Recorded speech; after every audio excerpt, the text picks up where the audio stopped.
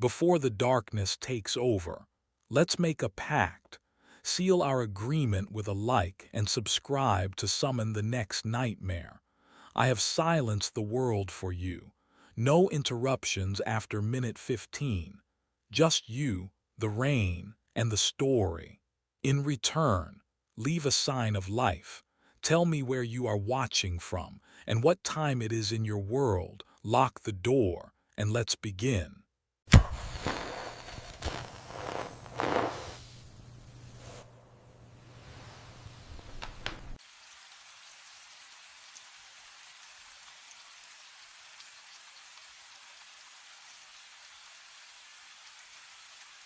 My reflection didn't move when I did.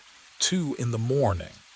The conveyor belt hummed its steady rhythm, carrying mirror 4891 under my inspection lamp. I raised my hand and watched the glass remain empty. Just the factory wall behind me, fluorescent tubes buzzing overhead, the smell of machine oil thick in the cold air. I counted. 1, 2, 3. Nothing. 10 seconds. 15. 20.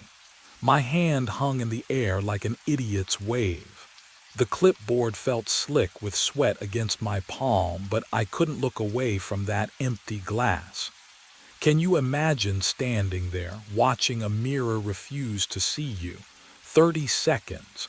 Then he moved. My reflection, no, not mine anymore.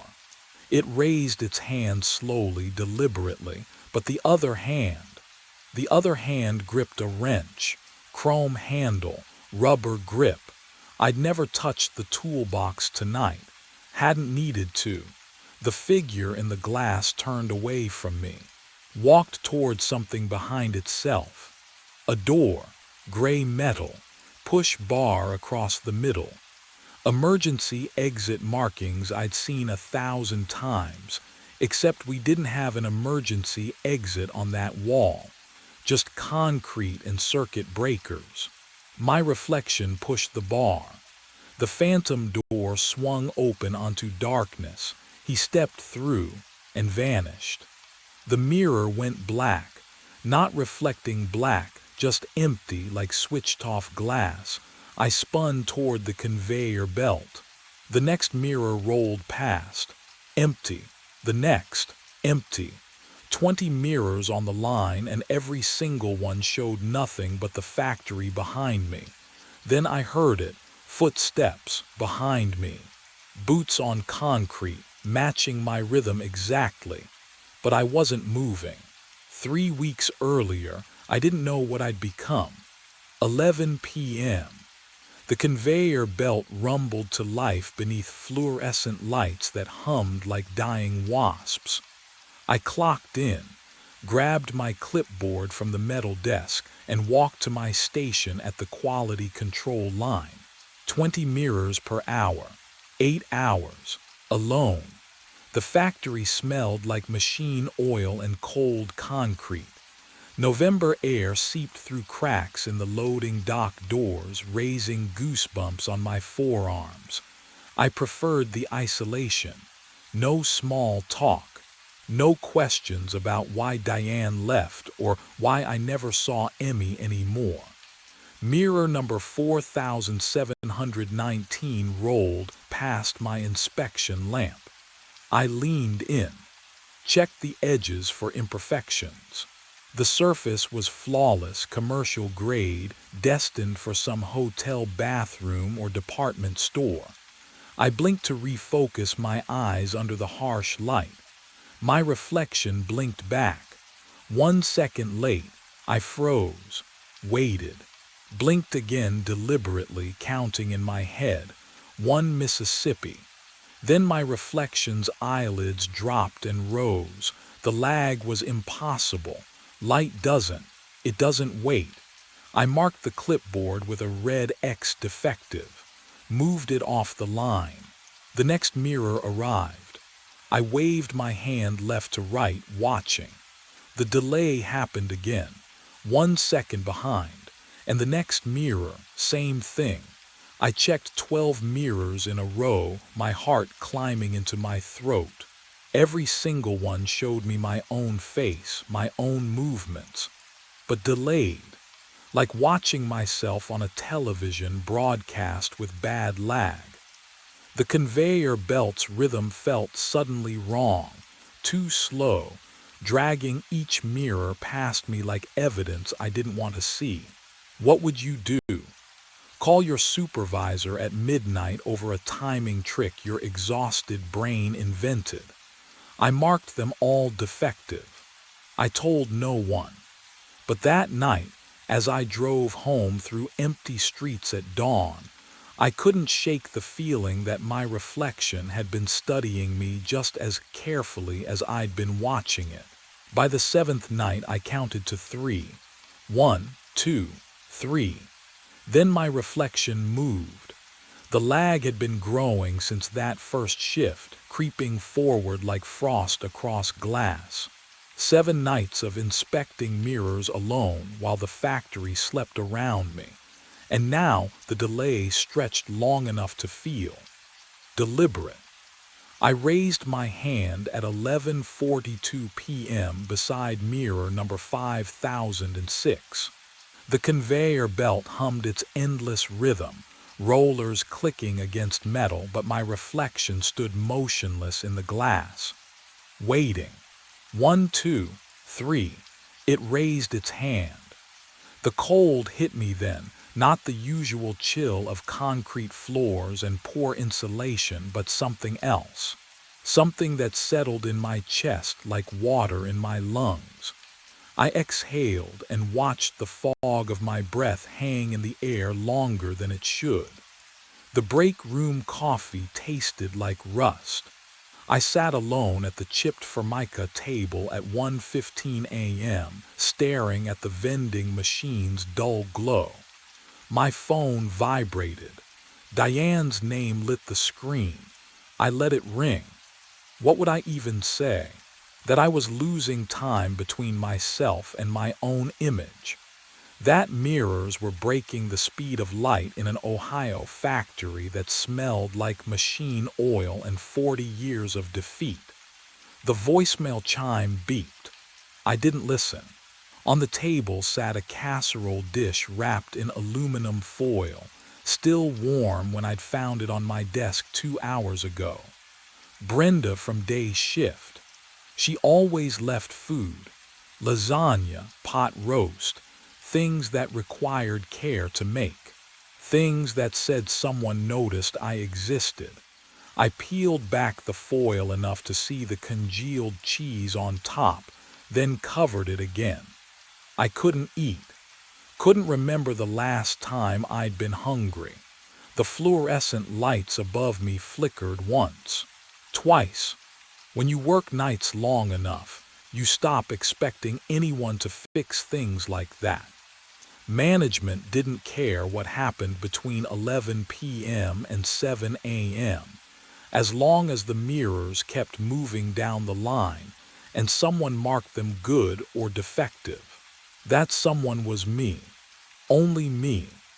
Roy Tennant had hired me 6 months ago with a handshake that lasted half a second and a gruff comment about liking guys who didn't talk much. Perfect for graveyard shift, he'd said. No distractions. He was right. I hadn't spoken to another human face-to-face in. How long? Days. Brenda's shift ended at 3 p.m. Mine started at 11. We existed in separate worlds, connected only by casseroles I wouldn't eat and notes I never wrote back. The factory felt colder when I returned to my station. I checked the thermostat on the wall, 62 degrees, same as always, but my fingers felt numb anyway.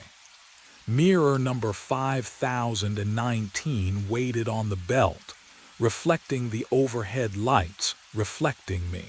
I moved my hand left. 1, 2, 3.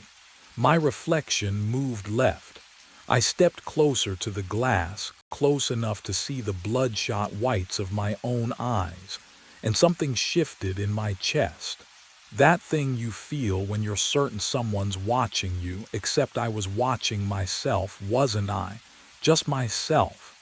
But the reflection's gaze felt heavier than it should, like it was taking me in, recording me.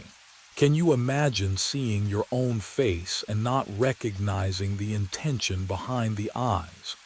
I stepped back. The reflection stepped back 3 seconds later, and in that gap between action and echo, I understood something I hadn't wanted to admit. I wasn't inspecting mirrors anymore. I was being inspected. The conveyor belt clicked forward.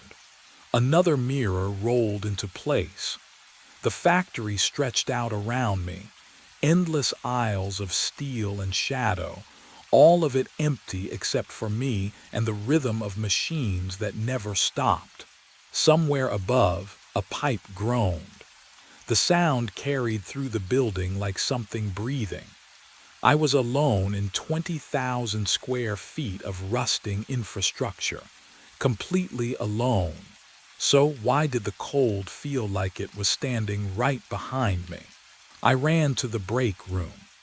The fluorescent tubes buzzed overhead, too bright after the factory floor's shadows. My hands shook as I pulled out the old desktop computer from beneath safety bulletins. The vending machine hummed its electrical lullaby. Stale coffee smell mixed with dust. I typed mirror reflection delay into the search bar. Folklore, superstitions, vampires lacking reflections, covering mirrors after death, old wives' tales about souls trapped in glass. Nothing. Nothing that explained 8 seconds. 8 seconds. That's how long it took now. I'd raise my hand, count. 1 Mississippi, 2 Mississippi, 3, 4, 5, 6, 7, 8. Then my reflection would raise its hand, movements identical but devastatingly delayed. Like watching a stranger wearing my face. I scrolled deeper. Page 3 of search results. Page 4. My eyes burned. Then I saw it, a scanned newspaper archive. Local section, 1987. Worker vanishes from Great Lakes Mirror Manufacturing. My throat tightened. The article was brief. Raymond Howell, overnight quality control inspector, age 38, clocked in at 11 p.m. on October 5th. Security found his thermos on the inspection desk at 6 a.m., his jacket still hanging on the chair. But Raymond walked into the mirror room and never came out. Police searched for 2 weeks. The factory claimed equipment malfunction. Production halted for 72 hours, then resumed. They just kept making mirrors. I printed the article with numb fingers. The paper felt cold, brittle. The printer's mechanical wheeze sounded too loud in the empty break room. I stared at Raymond Howell's grainy photograph, a man with tired eyes and thinning hair. He looked like me. My reflection appeared in the break room's small mirror by the door, still, watching.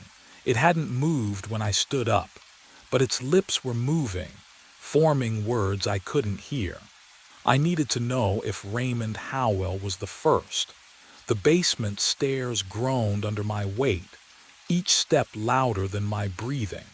Management never came down here. Nobody did. The smell hit me halfway down, mildew and rust, thick enough to taste. A single bulb swung from a wire, throwing shadows that moved wrong across water-stained concrete. Old equipment crowded the space. Conveyor parts from the 60s, rusted inspection lamps, and there, against the far wall, a dented filing cabinet with a faded label, Personnel, 1973 through 2005. My hands shook as I pulled the top drawer. It stuck. I yanked harder and the metal screamed. Inside, folders slouched against each other, their tabs yellowed and peeling. I flipped through them, searching for anything marked quality control. Overnight shift. Then I found it. The first file felt damp in my fingers. Thomas Lentz. Disappeared April 1979. Last seen inspecting mirror line below body recovered. Investigation closed. My throat tightened. Angela Prout. Vanished October 1983. Overnight QC. Found her clipboard on the factory floor. Coffee still warm. Raymond Howell. November 1987. I already knew his name. Two more. Kenneth Voss. March 1995. Sarah Chen. January 2003. 5 people. All overnight quality control. All inspecting mirrors. The factory kept running. New workers hired. Roy had been supervisor since. I checked his file. 1998. He knew. Oh God, he knew. I pulled out my phone with trembling hands and photographed every page. The flash lit up the basement like lightning. For just a second, I saw something in the corner behind me, a shape that shouldn't exist in an empty room. When I lowered the phone, the corner was dark again. But I could hear breathing now, and it wasn't mine. I fled the basement and returned to my station, photographs burning in my pocket like evidence of my own death sentence. Mirror number 5002 waited on the conveyor belt. I raised my hand, counted. 1, 5, 10, 15, 20. My reflection raised its hand. The delay had stretched to 20 seconds now, a chasm of time wide enough to drown in. I lowered my arm. My reflection held its position, suspended in that gesture like it hadn't received the message yet. Then it moved, but not to mirror me. It turned away, walked to a different section of the glass. I watched. I watched it inspect mirrors I wasn't inspecting. Its hand moved across surfaces I couldn't touch from where I stood.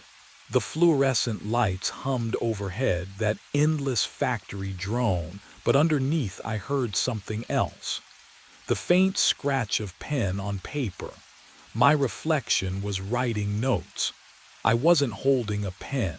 My clipboard sat on the metal desk, untouched. But in the mirror, my double scribbled something on its own clipboard, methodical, thorough. The way I used to work before the delays started, before I realized I was being replaced. Would you keep watching, or would you run? I couldn't move. My reflection turned toward something beyond the frame of the mirror, that door, the one that didn't exist in the real factory. The phantom door from my nightmares. It looked back at me, smiled. Oh God, that smile, too wide, wrong angles, like someone who'd learned to smile from diagrams but never understood why. My reflection reached for the door handle, pulled it open. Cold air rolled off the glass. I felt it from 6 feet away, tasted metal and something rotten. It stepped through. The mirror surface frosted over instantly, white crystals spreading like infection. Within seconds, the glass turned opaque. My reflection was gone. Every mirror on the production line went dark. And behind me, in the empty factory, something whispered my name. I pressed my palm against the frosted glass. The ice melted under my body heat, revealing nothing, just empty space where my face should have been. I moved to the next mirror on the conveyor line, wiped away the frost with my sleeve. Empty. The next one, empty. Mirror after mirror, I scraped away crystalline patterns, smearing condensation across cold surfaces. Nothing stared back. Gone. Every single one. Can you imagine standing in front of 20 mirrors and seeing nothing? Not darkness, not distortion. Just the factory wall behind you, the fluorescent lights overhead, the conveyor belt stretching into shadows. Everything except you. I existed everywhere but in the glass. My hands trembled as I checked the inspection station mirrors, the small ones mounted above my desk. Even the clouded safety mirror bolted near the emergency exit. All empty. I was alone in this factory, working a shift no one else would take, and now I didn't even have myself for company. The photographs from the basement felt heavy in my pocket. 5 workers, all vanished. Then I heard it. Boots on concrete, deliberate, steady. The same rhythm as my heartbeat. I froze, listened. The sound came from somewhere behind me, past the conveyor line near the loading bay. I wasn't moving, but the footsteps continued. Step, step, step. Matching the pace I'd walked moments before, like an echo arriving 30 seconds late. I spun around. Nothing. The factory stretched empty before me. Conveyor belts motionless. Inspection lamps casting pools of yellow light on oil-stained concrete. Shadows where shadows should be, but no one there. The footsteps stopped the instant I turned. Silence pressed against my eardrums. I took one step forward. Listened. Nothing. Another step. Still nothing. Then boots on concrete again, perfectly synchronized with mine. When I moved, it moved. I stopped breathing. The footsteps stopped. My skin prickled. I turned slowly toward the nearest mirror, dreading what I'd see. And there, deep inside the glass, standing in the impossible space behind my absent reflection, I saw myself. Watching me, my face, my posture, my work uniform, but the eyes were wrong, too focused, too aware. The temperature dropped so fast my breath turned visible. And in every mirror down the line, my reflection stood motionless inside the glass, staring out, waiting for something I couldn't name. I grabbed the wrench from my station. Mirror number 4719 hung on the line where this all started, 3 weeks ago. 1 second delay. Now, this. The wrench felt heavier than it should. Cold metal against my palm. I swung. Glass exploded outward, a sound like ice cracking on a frozen lake, sharp and final. Shards hit concrete, glittered under fluorescent hum. But behind the broken pieces, oh God, my reflection stood there, still intact. Inside the ruined frame, grinning at me through jagged teeth of glass. Not mimicking, not lagging, just watching, pleased. I stumbled backward. The wrench clattered from my hand. Those boots behind me, closer now, dragging slightly on concrete, the rhythm wrong, like something learning to walk. I ran, past the conveyor, past the empty mirrors that should have held me but didn't. The break room door slammed behind me. I fumbled my phone, hands shaking so badly I nearly dropped it.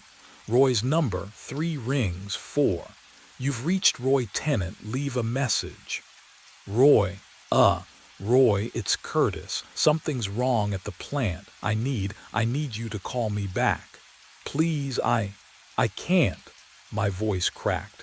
Can you imagine trying to explain this? Trying to sound sane when you've just seen yourself grin from inside broken glass. I hung up, tried again. Voicemail. The vending machine hummed. The coffee maker ticked as it cooled. Normal sounds.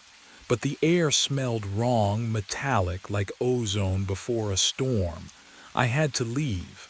Now, the side exit first. I hit the push bar. Nothing. Locked. The metal didn't even rattle. I threw my shoulder against it. Solid. Immovable front entrance. Same. Loading dock. Same. Every exit sealed from the outside. The footsteps started again, but louder now, methodical, coming down the hallway toward the break room. Boots on concrete. My boots. My rhythm. I pressed against the door. The temperature dropped so fast I could see my breath. Then I felt it, right against the back of my neck. Cold, deliberate, something breathing where nothing should be. I ran. The cold breath followed, but I slammed through the break room door before anything could solidify behind me. My boots hammered concrete. The quality control office sat 50 yards across the factory floor, 50 yards of open space, exposed under fluorescent lights that hummed like trapped insects. I didn't look at the mirrors. The office door fought me, swollen in its frame, but I threw my shoulder against it and stumbled inside. Metal desk, filing cabinet.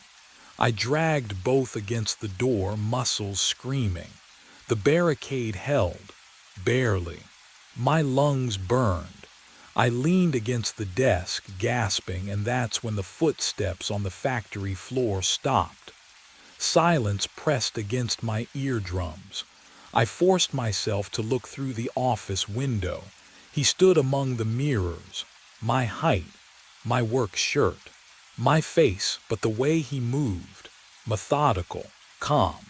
He inspected mirror 5003, running fingers along its frame, checking the conveyor alignment, doing my job. The reflection I'd lost 3 hours ago had learned to exist without me. He looked up. Our eyes met through the window. He didn't blink, didn't smile, just pointed. One finger extended toward something behind me. No. What would you do? Would you turn around? I turned. The small inspection mirror mounted beside the office door, I'd forgotten it was there. And in its surface, impossibly, my reflection stood, not mimicking, staring. His hand lifted toward the glass from the inside. The surface rippled, like water disturbed by something rising from below. Oh God! His fingers pushed through, cold, wet, real. They reached for my throat. And that's when I understood what the other 5 workers had discovered too late. Sunlight woke me. Warm. Real. The kind of 3 p.m. brightness that cuts through cheap blinds and drags you out of sleep whether you want it or not. I blinked against it, disoriented, tangled in sheets that smelled like fabric softener instead of machine oil. My apartment, my bed, I sat up too fast, my head swam. The last thing I remembered was cold fingers wrapping around my throat, but my neck felt fine. No bruises, no wetness. I pressed my palm against the skin, warm, dry, unmarked. My phone buzzed on the nightstand. 3 texts from Roy. Where are you? You okay? Call me. I checked the time stamp. He'd sent them 2 hours ago. My shift had ended at 7 a.m. It was past 3 now. I had no memory of leaving the factory, no memory of driving home, nothing between those fingers and this. I stood, legs shaky but functional. The apartment looked exactly as I'd left it yesterday. Coffee mug in the sink. Emmy's face-down photo on the shelf. Everything normal. I needed to see. The bathroom mirror waited above the sink, reflecting tile and towel rack in the doorway where I stood. I stepped closer, held my breath, raised my hand. My reflection raised its hand. No delay, perfectly synchronized. I exhaled hard, relief flooding through me like warm water. Just a nightmare. Just stress and isolation and too many graveyard shifts playing tricks on my mind. Can you imagine that relief? That desperate, grasping hope that maybe none of it was real. I smiled at myself. My reflection smiled back. Then its eyes shifted. Left, towards something behind me in the glass. I spun around, nothing there. Just the empty hallway, sunlight slanting through the living room window. But when I looked down, oh God, when I looked down at the tile floor where the light fell across my feet, there was no shadow. The smell hit me before I opened the door. Copper, old pennies left in the rain. That's what death smells like when it's been sitting for 6 hours, waiting for someone like me to scrub it away. Apartment 11C Riverside Towers, Detroit, 9 p.m. on a Tuesday, and I'm alone with what's left of Frank Delaney. Except Frank's body was already gone. I knelt on the bathroom floor, bristle brush in hand, working ammonia into the grout between tiles. The cold ceramic bit through my jeans. Every death leaves a stain. Some you can see, some you just feel in the air, thick and wrong. This one had both. The apartment was colder than it should have been. November cold, sure, but this was different. This crept under your skin and stayed there. I scrubbed harder, focused on the rhythm. Bristles against tile, tile against my knees. The work kept me numb, and numb was good. Numb meant I didn't think about. The shower turned on behind me. I froze, brush mid-stroke. Water drummed against the tub, steady, deliberate, not the sputter of old pipes or a slow leak. Full pressure, like someone had just twisted the handle. But what I heard next would make me question everything I thought I knew about being alone. I stood slowly, ammonia bottle slipping from my grip. The steam was already rising, filling the small bathroom, clinging to the mirror above the sink. Thick, unnatural, too much steam too fast, and then, oh God, then I saw it. Words forming in the condensation, one letter at a time, finger drawn, I'm still here, my breath caught, I watched you arrive. The temperature dropped. My exhale came out in a white cloud. I can't leave until someone sees me. I spun toward the shower. No footprints on the tile. No shadow behind the curtain. The water. Can you feel this? The water was ice cold. I backed out of the bathroom. Fast. The steam clung to my jacket like wet fingers, and I needed air that didn't taste like someone else's terror. The living room offered no relief. The copper smell hit me stronger here, metallic and wrong, coating the back of my throat until I could almost taste blood. That's when I saw what had been done to my supplies.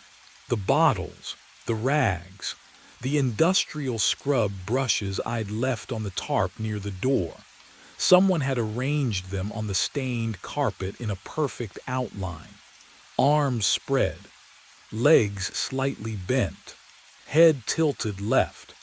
The exact position Frank Delaney's body had been in when they found him on the couch 6 hours ago. I hadn't done that. My hands went cold. I'd been in the bathroom for, 15 minutes? 20. Long enough for someone to move every single item with surgical precision. The bottles formed ribs. The rags traced fingers. Even my box cutter marked where his throat would have been. But what I found next made the bathroom seem almost normal. The breathing started behind me. Soft. Wet. Coming from the bathroom I just left. A steady rhythm like someone standing in the shower, chest rising and falling behind that mildewed curtain. Can you imagine hearing that in an empty apartment? Knowing you checked, knowing you saw nothing, I should have left. Every instinct I'd honed over 6 years of cleaning death scenes screamed at me to grab my keys and go. But my legs moved toward the sound instead, pulled by something I still can't name. The shower curtain hung still, no shadow behind it, no feet visible at the bottom. I grabbed the plastic edge, pulled, nothing except for the handprint. 5 fingers pressed into the condensation on the tile wall, fresh, still dripping. The ceramic beneath felt ice cold when I touched it, but the moisture, oh God, the moisture was warm. My phone. I needed to call dispatch. Tell them I was done here, that someone else could finish this job. I yanked it from my pocket, thumbs shaking as I swiped the screen. No signal, not one bar. I'd had full signal when I arrived. The nightstand caught my eye then. A wooden frame sat beside the lamp, facing away from the bed. Strange placement. I picked it up, turned it over. Frank Delaney stared back at me from the photograph. Gray hair, kind face, tired smile, but the eyes were all wrong. Too dark. Pupils stretched wide like they'd been painted over, swallowing the irises until only black remained. And they were looking directly at the camera. No, not at the camera. At me. Following me as I tilted the frame left, then right. The copper smell flooded my nostrils again. Something moved in the reflection of the glass covering the photograph. Behind me, close. And that's when I heard my name, whispered from the empty bedroom. I didn't wait to hear more. My boots hit the hallway and I grabbed the front door handle, yanked hard. The deadbolt refused to turn. I twisted again, shoulder against the wood, but the mechanism wouldn't budge. Locked. From the inside. Or something else entirely. The windows. I spun toward the living room. Every pane had been painted shut.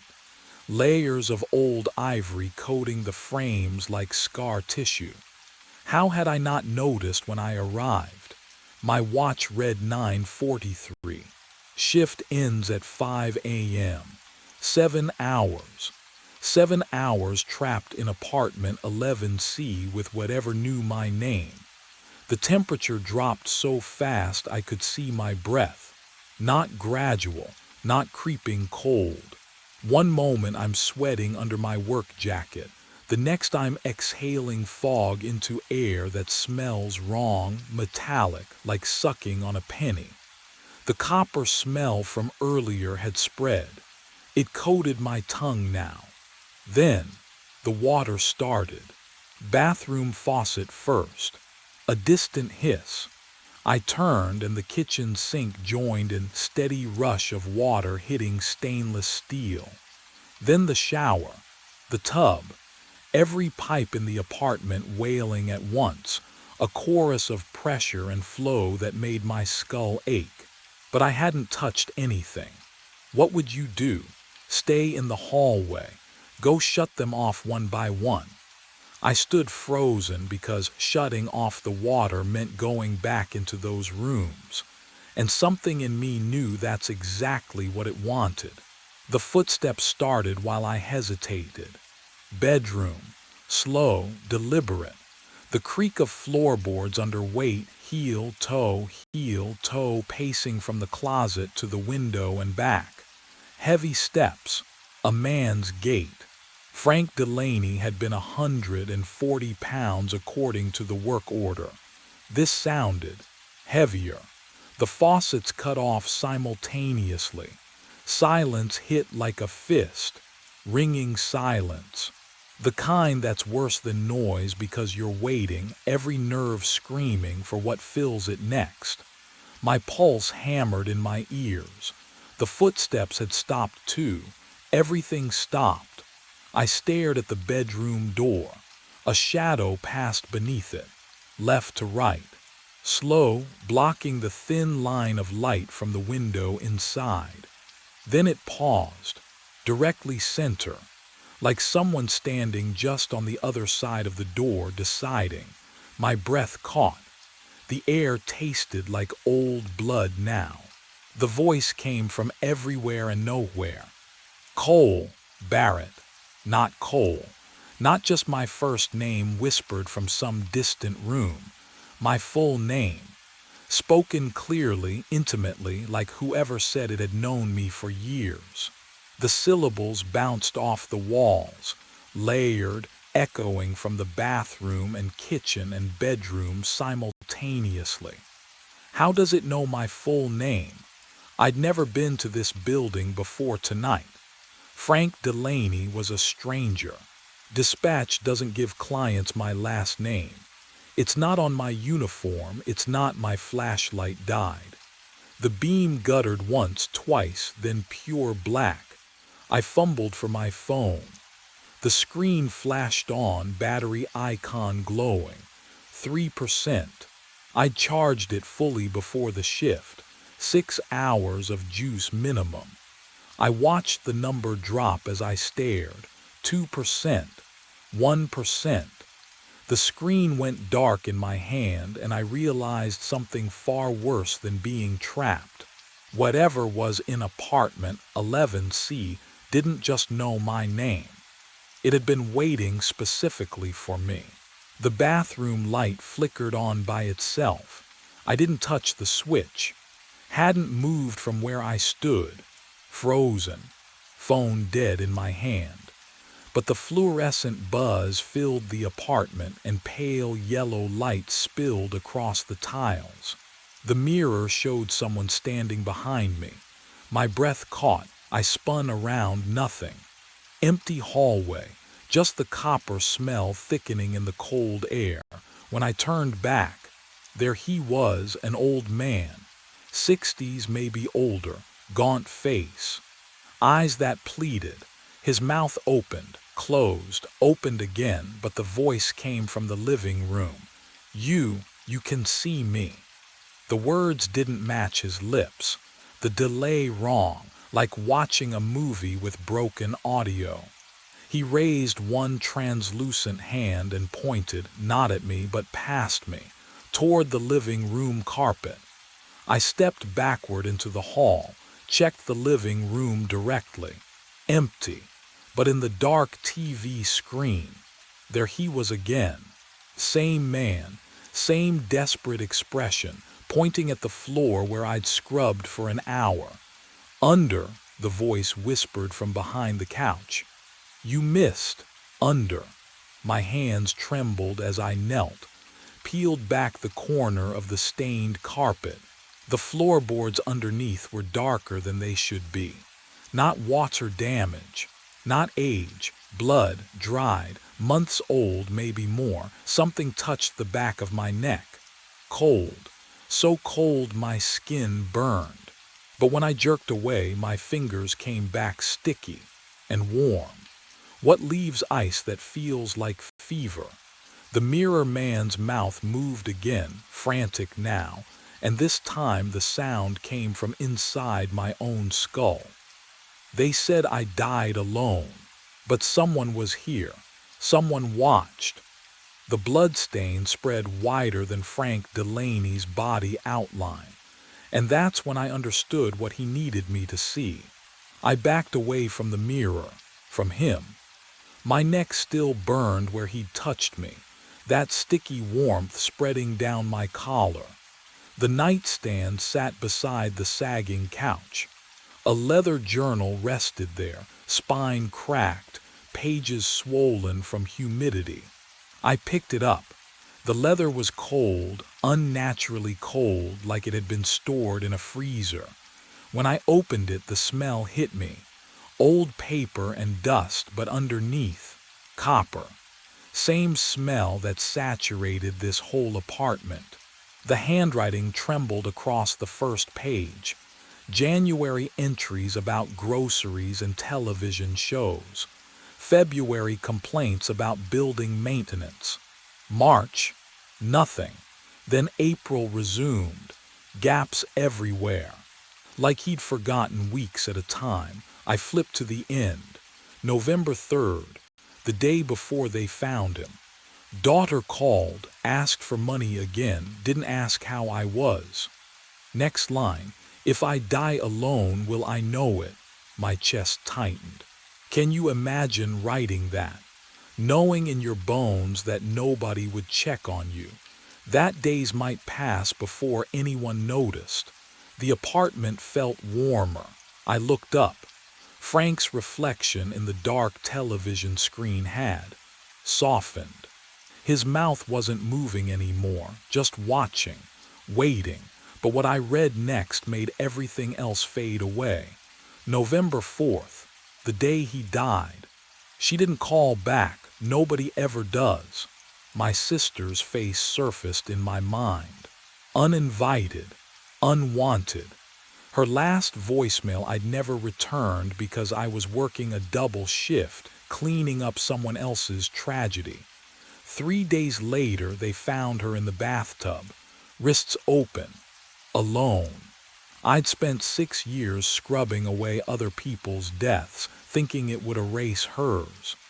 The journal pages stuck together. I peeled them apart. The ink on the final entry was still wet, glossy, dark. Impossible. He'd been dead 7 days. And that's when I realized Frank hadn't stopped writing after he died.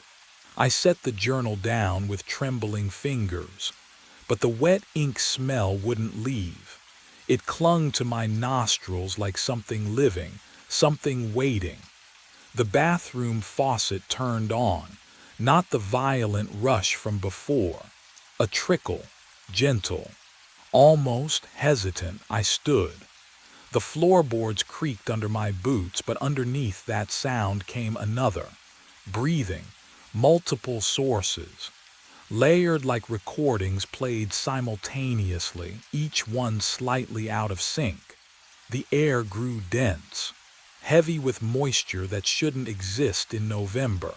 Through the bathroom doorway I saw her, a woman, translucent, standing in the tub with water pooling around her ankles, though the drain was open. Her hair hung wet against her face, but it moved upward, drifting like she was still submerged. Her mouth opened, closed, opened again, but no sound came out, just the soft gurgle of water finding a throat. Can you imagine drowning in your own bathtub, alone, while a building full of people watched television and microwaved dinners? She wasn't looking at me. She was looking past me, at the bedroom doorway, at Frank. He stood there now, fully visible, not in a reflection anymore, but present, translucent like her, like milk poured into water. His face carried an expression I recognized from my sister's funeral photos, the look of someone who died apologizing. But what I saw next made my breath catch in my chest. A child appeared near the window, small, maybe 7 years old. His hands pressed against the glass from the inside, fingers splayed wide, but when I blinked, the handprints were on the outside. He stared down at the street 11 floors below, and his neck bent at an angle that made my stomach lurch. They weren't alone. More shapes bled through the walls. A man slumped in the corner, needle still hanging from his arm. An elderly woman clutching her chest. A teenager with a rope burn around his throat. Different eras, different deaths, all clustered in this small apartment like moths drawn to the only light left in the universe. And every single one of them was looking at Frank. He stood in the center of them all, hands at his sides, eyes wet with tears that couldn't fall. His mouth moved, and this time I heard him, not from the walls or pipes, but from his actual throat, a sound like wind through a cracked window. "I saw them," he whispered. "All of them." The woman in the tub took a step forward. Water sloshed but made no sound when it hit the tile. The child turned from the window. They moved closer to Frank, surrounding him, reaching toward him with hands that passed through each other but never quite touched. "I was here," Frank continued, and his voice cracked. "Every time. Apartment 11C, I heard her fall in the tub through my ceiling in 87. I saw him lean too far out that window in 93. I called 911 for the overdose. I found her when the smell got too bad. The temperature dropped so fast I could see my breath. I witnessed them die," Frank said, turning those hollow eyes on me. "And now they can't leave. Because I can't forget." The child reached for Frank's hand, held it, and for just a moment both of them looked more solid, more real. That's when the truth began to surface, something about being seen, about being remembered, about what happens to the dead when the only person who knows they existed is just as trapped as they are. And that's when I realized what Frank needed from me. The spirits faded, and Frank remained. 3 a.m. The temperature plummeted so fast my breath clouded. He stood by the couch, not reflected, not glimpsed fully there, translucent like lake ice. I could see the stained wallpaper through his chest, but his eyes, solid, fixed on mine. "You understand now," he said. His voice came from behind me. I spun. Nothing. But his lips had moved in front of me. "Wrong, all wrong. Death froze me as an observer." He gestured at the apartment. "I watched them die. Alone, so I stay. Alone." The copper smell thickened. My throat tightened. "The curse doesn't break unless someone witnesses it." He stepped closer. Cold radiated off him like winter fog. "My death, you have to see it, experience it." Experience, replay the moment. His chest didn't rise or fall, but I heard breathing shallow, panicked. Not mine. Stand where I stood. Feel what I felt when the aneurysm hit. My pulse hammered. Can you imagine that? Choosing to die someone else's death. I can't just watch. No, Frank's jaw clenched. Witnessing means living it. The pain, the pressure. Your skull splitting open from the inside. I backed against the wall. The plaster felt warm, everything else was ice. "If I do that, you'll survive," he said quickly, too quickly. "You're alive, it's just memory, sensation." But what he didn't say hung heavier than the copper stench. He moved to the couch, touched the cushion where the body outline had been. His fingers left no impression. "Please," he whispered. "I can't carry them anymore." The other spirits reappeared at the edges of the room, watching, waiting, and that's when I realized. If Frank's curse trapped him as witness, what would witnessing his death trap me as? I backed away from the couch, from Frank, from his desperate, translucent hands reaching toward me. "No," I whispered. "There has to be another way." The other spirits pressed closer, their forms flickering like bad reception. They wanted this, needed Frank free so they could follow. But the thought of standing where he died, feeling his skull split from the inside. My boot caught on something near the television stand. A plastic case. VHS tape. I bent down, fingers trembling as I lifted it. Handwritten label across the front, Security Cam Nav 4. The ink was fresh, too fresh for a dead man's apartment. "Frank." I turned the case toward him. "What is this?" His expression shifted. Something like fear rippled across his translucent face. The television, that ancient box he died watching, sat cold and dark, but beneath it I spotted the VCR. Dust covered the eject button, except for one clean fingerprint. Recent. I slid the tape in. The machine clicked. Word. Static hissed from the speakers, and that sound, that mechanical grinding, filled the room like a swarm of insects burrowing into my ears. But what I was about to see would rewrite everything I thought I understood. The screen flickered to life. Black and white footage. Time stamp. November 4th, 8:47 p.m. The camera angle showed this exact living room from above, mounted in the corner. Frank sat on the couch, alive, watching some game show. His mouth moved occasionally, laughing at something on screen. I leaned closer. The copper smell intensified, crawling up my nostrils with metallic fingers. 8:51 p.m. Frank's hand went to his temple, rubbed it, casual at first, then harder. His face contorted. He stood, stumbled, caught himself on the armrest. "This is it," I muttered. "This is when," then I saw it.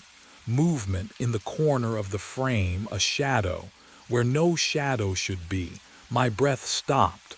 I hit rewind, watched again. There behind the doorway to the kitchen.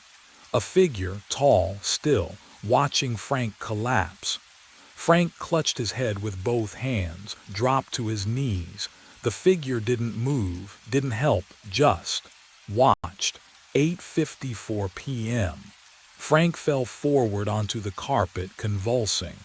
The figure stepped into frame. Dark clothes, gloves, face angled away from the camera, deliberate. The figure crouched beside Frank's body, placed something, a cup, maybe, back on the coffee table. Then stood, adjusted the photograph on the nightstand, the one with the wrong eyes. "Oh God," I breathed. Frank wasn't alone when he died. He was murdered. I spun toward his ghost. He stood frozen, staring at the screen with an expression of pure, dawning horror, as if he was remembering, as if the truth had been locked away even from him until this moment. "The copper smell," I said. "It wasn't just death, it was poison. Induced aneurysm. Someone," the tape continued playing. The figure moved toward the camera, reached up. The screen went black, but not before I caught a glimpse of the hand. The building superintendent's ring on the third finger. Frank's voice cracked behind me. "He came back." "What?" "He came back." Frank's form brightened, solidified with rage. "I found the books, the missing money. I told him I was calling someone, and he, the apartment groaned. Walls shuddering. The other spirits scattered like smoke. And then I heard it, real, solid, from outside the front door, footsteps in the hallway, a key sliding into the lock. Human proofreader, word count. 653, please verify. Rehook count, cliffhanger ending. Yes/no, sensory details count. The door swung open. Thomas Hickey stepped inside, and I saw the knife first. Serrated edge. Catch the dim light from the hallway. His eyes swept the apartment, landed on the television, still playing static, then locked onto me. "You shouldn't have come here." His voice was flat, practiced. I couldn't move, couldn't breathe. Can you imagine standing face to face with a killer, nowhere to run? "Frank." I whispered it without thinking. The temperature plummeted. My breath fogged between us. Hickey frowned, took another step forward.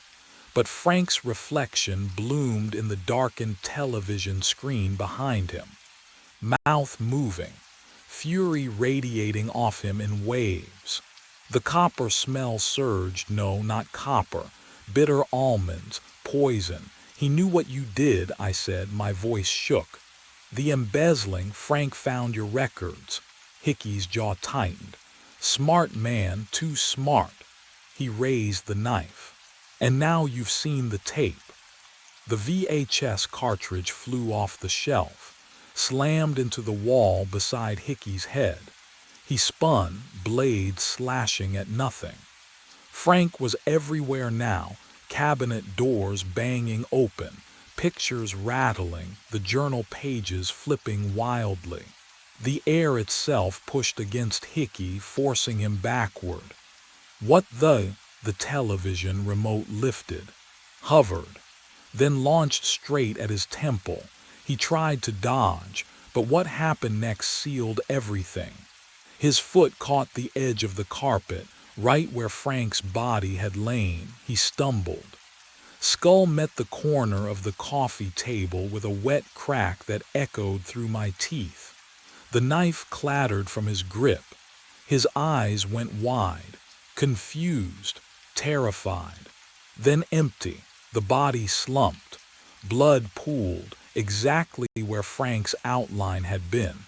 The apartment went silent, but only for a heartbeat, because Hickey's reflection appeared in the television screen, translucent, mouth opening in a scream no sound could carry. And Frank stepped beside him, placed one cold hand on his shoulder, and smiled. I understood then what forever meant in this place. The apartment settled into silence. 5 a.m. arrived with a soft click. The deadbolt turned itself. I grabbed the tape from the VCR, evidence clutched in trembling fingers, and pulled the door open. Relief flooded through me until I stepped into the hallway. The carpet was wrong. Same stained pattern I'd seen in 11C, same copper smell hanging in the air, metallic and thick. I turned left toward the elevator, walked 15 steps. The hallway curved back on itself, and I stood facing apartment 11C again. My apartment. No, Frank's apartment. I tried the other direction. Same result. The building had folded in on itself, trapping me in an impossible loop. The door stood open.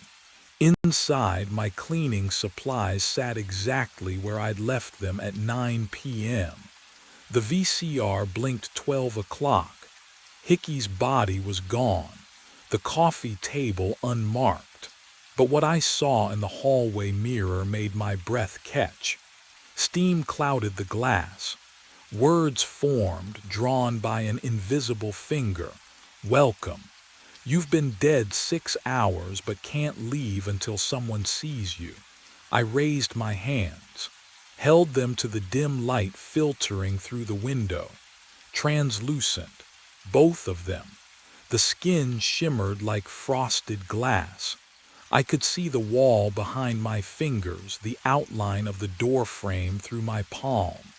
How long had they been this way? Since I arrived, since I'd reached for the doorknob at 9 p.m. Can you imagine that moment, realizing you've been a ghost the entire time? Frank appeared beside me in the mirror, solid now, real. He placed a translucent hand on my shoulder and the warmth felt like ice. Your van's been gone for hours, he said quietly. The crash happened 3 blocks away. You never made it here alive. I looked at him, at Hickey's shape forming in the television screen behind us, at the other shadows gathering. We were all witnesses now, all waiting for someone to see us. The knock came at 3:30. I froze, syringe halfway to the sharps container. The sound echoed through the van's metal walls, 3 deliberate raps that didn't belong to this hour, This parking lot, this silence. No one donated blood at 3:30 in the morning. I set the syringe down. My wedding ring clinked against the steel counter, the only other sound besides my breathing. Outside the tinted windows, the community center lot stretched empty beneath a single street light. Fog crept between the painted lines. The knock came again, harder. "We're closed," I called out, but my voice sounded thin, unconvincing. "I need to donate." The man's voice outside was flat, urgent. "Right now." I glanced at the door release. Protocol said never open after hours, but something in his tone, desperation maybe, or fear. I knew that frequency too well lately. The antiseptic smell in the van suddenly seemed stronger, cut with something metallic and wrong. I opened the door. He stood in the amber wash of the streetlight, wearing a jacket identical to mine, down to the blood bank logo on the chest. His face, oh God. "Come in," I heard myself say, stepping back. What else could I do? He climbed inside, moving stiffly, and sat in the donation chair without being asked.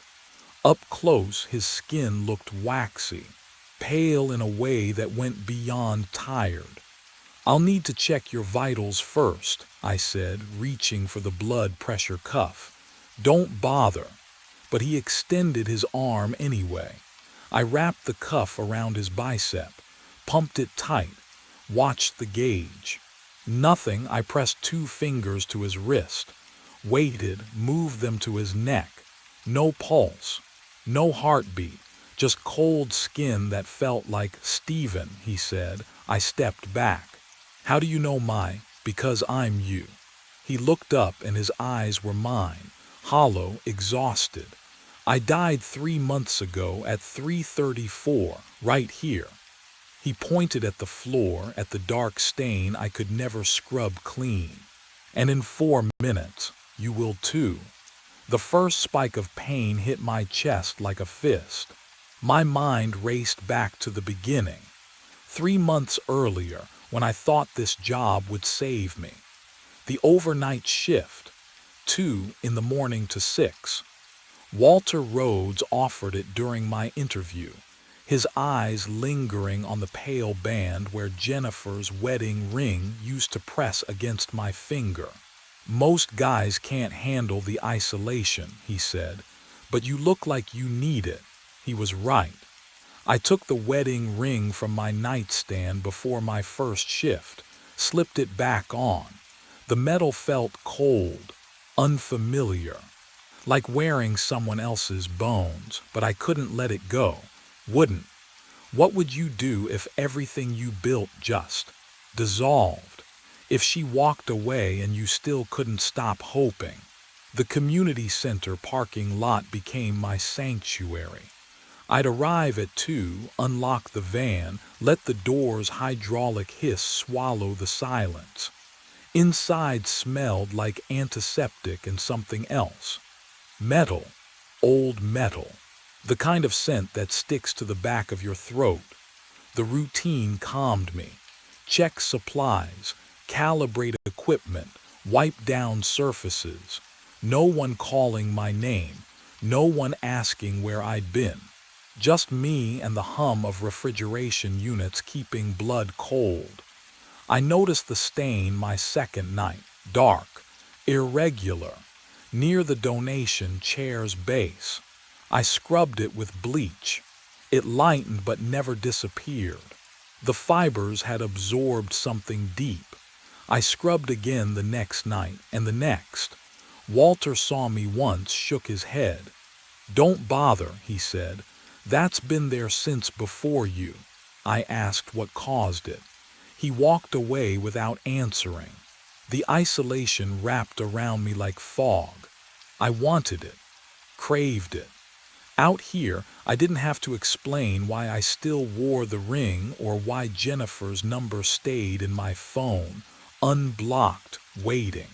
But some stains don't just mark the floor, they mark what's coming.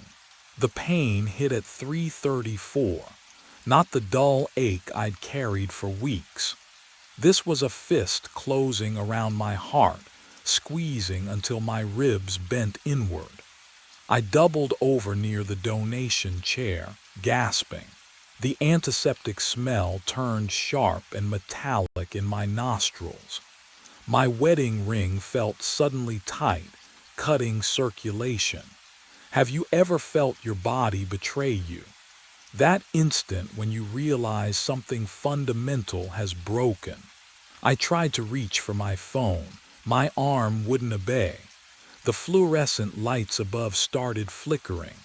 No, that was my vision pulsing with each failed heartbeat. I stumbled backward and my knees buckled. The floor came up fast, cold linoleum against my cheek. My mouth filled with the taste of copper, thick and wet. I couldn't swallow, couldn't breathe. My eyes fixed on that dark stain I'd scrubbed for hours, the one Walter wouldn't explain. I was lying in it now, exactly in it, my vision tunneled. The edges went gray, then black, closing in like a camera iris. My heartbeat slowed, each pulse further apart than the last. I heard myself make a sound, half gasp, half whimper, and felt ashamed even as I died. Then nothing. Silence. Cold. The absence of everything. But death wasn't supposed to have sound, my alarm shrieked. That familiar, hateful beep from my truck dashboard. I jerked upright, breath tearing into my lungs. My hands gripped the steering wheel. The community center parking lot stretched ahead, empty under the single street light. The dashboard clock glowed, 2:03 a.m. I looked down at my chest. No pain, no blood. My wedding ring sat loose on my finger again. Through the windshield, the blood donation van waited in its usual spot. The door hung slightly ajar, exactly as I'd left it, or would leave it, or had just died inside it. My hands were shaking, but something else was wrong. When I exhaled, my breath didn't fog the cold air, and I could already feel the weight of routine pulling me toward the van door, like I'd done this 1,000 times before. I didn't go back the next night. Called Walter at 1:58 in the morning, voice steady, told him I had food poisoning. He grunted, hung up. Simple. I stayed in my apartment, lights on, coffee brewing, waiting for 3:30 to pass without incident. The knock came anyway. 3 metallic raps on my apartment door. Not the van's sliding panel, but my own front door, 6 miles away from the community center parking lot. My coffee mug slipped. Hot liquid splashed across my wrist, but I felt nothing. No heat, no pain. I opened the door. He stood in the hallway under flickering fluorescent lights, wearing my face like a poorly fitted mask. The technician uniform hung differently on him, looser, as though his body had deflated slightly. When he breathed, frost plumed from his nostrils despite the building's stale warmth. "You can't run from yourself," he said. His skin gleamed pale, waxy. I reached out, God help me, I don't know why, and touched his forearm. Cold. The kind of cold that comes from refrigeration units, from blood bags stored at 38 degrees, from flesh that hasn't circulated warmth in months. The smell hit me then. Metallic, sterile. That specific tang of preserved hemoglobin mixed with anticoagulant solution. He smelled exactly like the inside of the van's storage compartments. "You died 3 months ago," he whispered. "This is just the acknowledgement." 3:34 arrived on schedule. The chest pain erupted, a fist crushing my sternum from the inside. I collapsed against the doorframe, tasting copper flooding my throat, watching my doppelganger's expression shift into something almost pitying. My vision tunneled. Darkness crept in from the edges. The alarm woke me at 2:03 in my truck, parked outside the community center, the van waiting ahead in its usual spot. What would you do if death remembered your address? The truck's steering wheel dug into my ribs. I jerked upright, tasting exhaust and night air. 2:03 a.m. on the dash. My apartment was 6 miles away. But here I sat, parked beside the community center. The van hulked under the single streetlight, waiting like it always did. I pressed my palm against my chest, heartbeat steady, real, for now. The routine felt like drowning in slow motion. I unlocked the van doors, flipped the interior lights, checked the refrigeration units, all humming their metallic song. The dark stain on the floor had spread slightly, I was certain of it, wider at the edges. I avoided stepping on it while organizing donation kits, my wedding ring catching the fluorescent glow as I worked. 3 a.m. arrived with fog rolling through the parking lot. It pooled against the van's tires, thick and cold. I sat in the donation chair, watching condensation bead on the windows. My breath came shallow, controlled. At 3:15, I wondered if anyone would miss me if I simply ceased. Jennifer had already left. Walter barely knew me beyond paperwork and shift rotations. Would you keep showing up, knowing what waited at 3:34? 3:30 arrived without the knock. I almost laughed, a bitter, choking sound. Maybe tonight would be different. Maybe the loop had released me. I checked vitals on the monitor, my own pulse climbing. 100, 110. The copper taste crept onto my tongue unbidden. 3:34. The pressure struck my sternum like a hammer. I collapsed against the cabinet, supplies scattering. My vision tunneled. Blackness swarmed. The smell of refrigerated blood filled my lungs as I gasped. Alive. 3:35 a.m. I shouldn't be conscious. I crawled to the van door, shoved it open. The fog had thickened, but two figures stood at the parking lot's edge, perfectly still. Both wore my face, my clothes. One's head tilted at an angle just slightly wrong, mechanical and delayed. The original me watched from the shadows between them, observing my slow understanding. Each death hadn't erased me. It had doubled me, and I just died twice. I broke in at 2:15. The alarm rang at 2. I drove to headquarters instead. My hands shook on the steering wheel, but I couldn't stay ignorant anymore. Not after seeing myself multiplied in the fog, not after dying twice.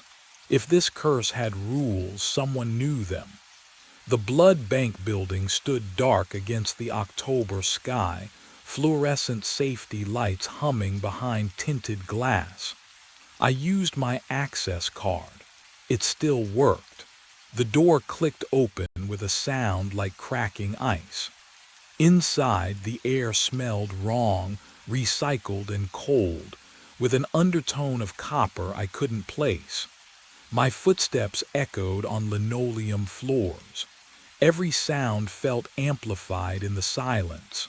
The buzz of lights overhead, the distant hum of refrigeration units, my own shallow breathing. Walter Rhodes' office was locked. I jimmied it open with a screwdriver from my truck, metal scraping against metal until the bolt gave way. The noise made my teeth ache. His desk was pristine, too pristine, but the filing cabinet behind it, that's where I found them. Employee incident reports, dozens of them. I spread them across the desk under the desk lamp's yellow glow, fingers trembling as I read dates and times and causes of death. Marcus Brennan, cardiac arrest, 3:44 a.m. Van number 7. I blinked. 3:44. No, I leaned closer. The ink was darker there, written over something else. I tilted the paper under the light. 3:34 a.m. Someone had changed it. My pulse hammered. I grabbed another file. Teresa Nguyen, cardiac arrest. 3:47 a.m. Also altered.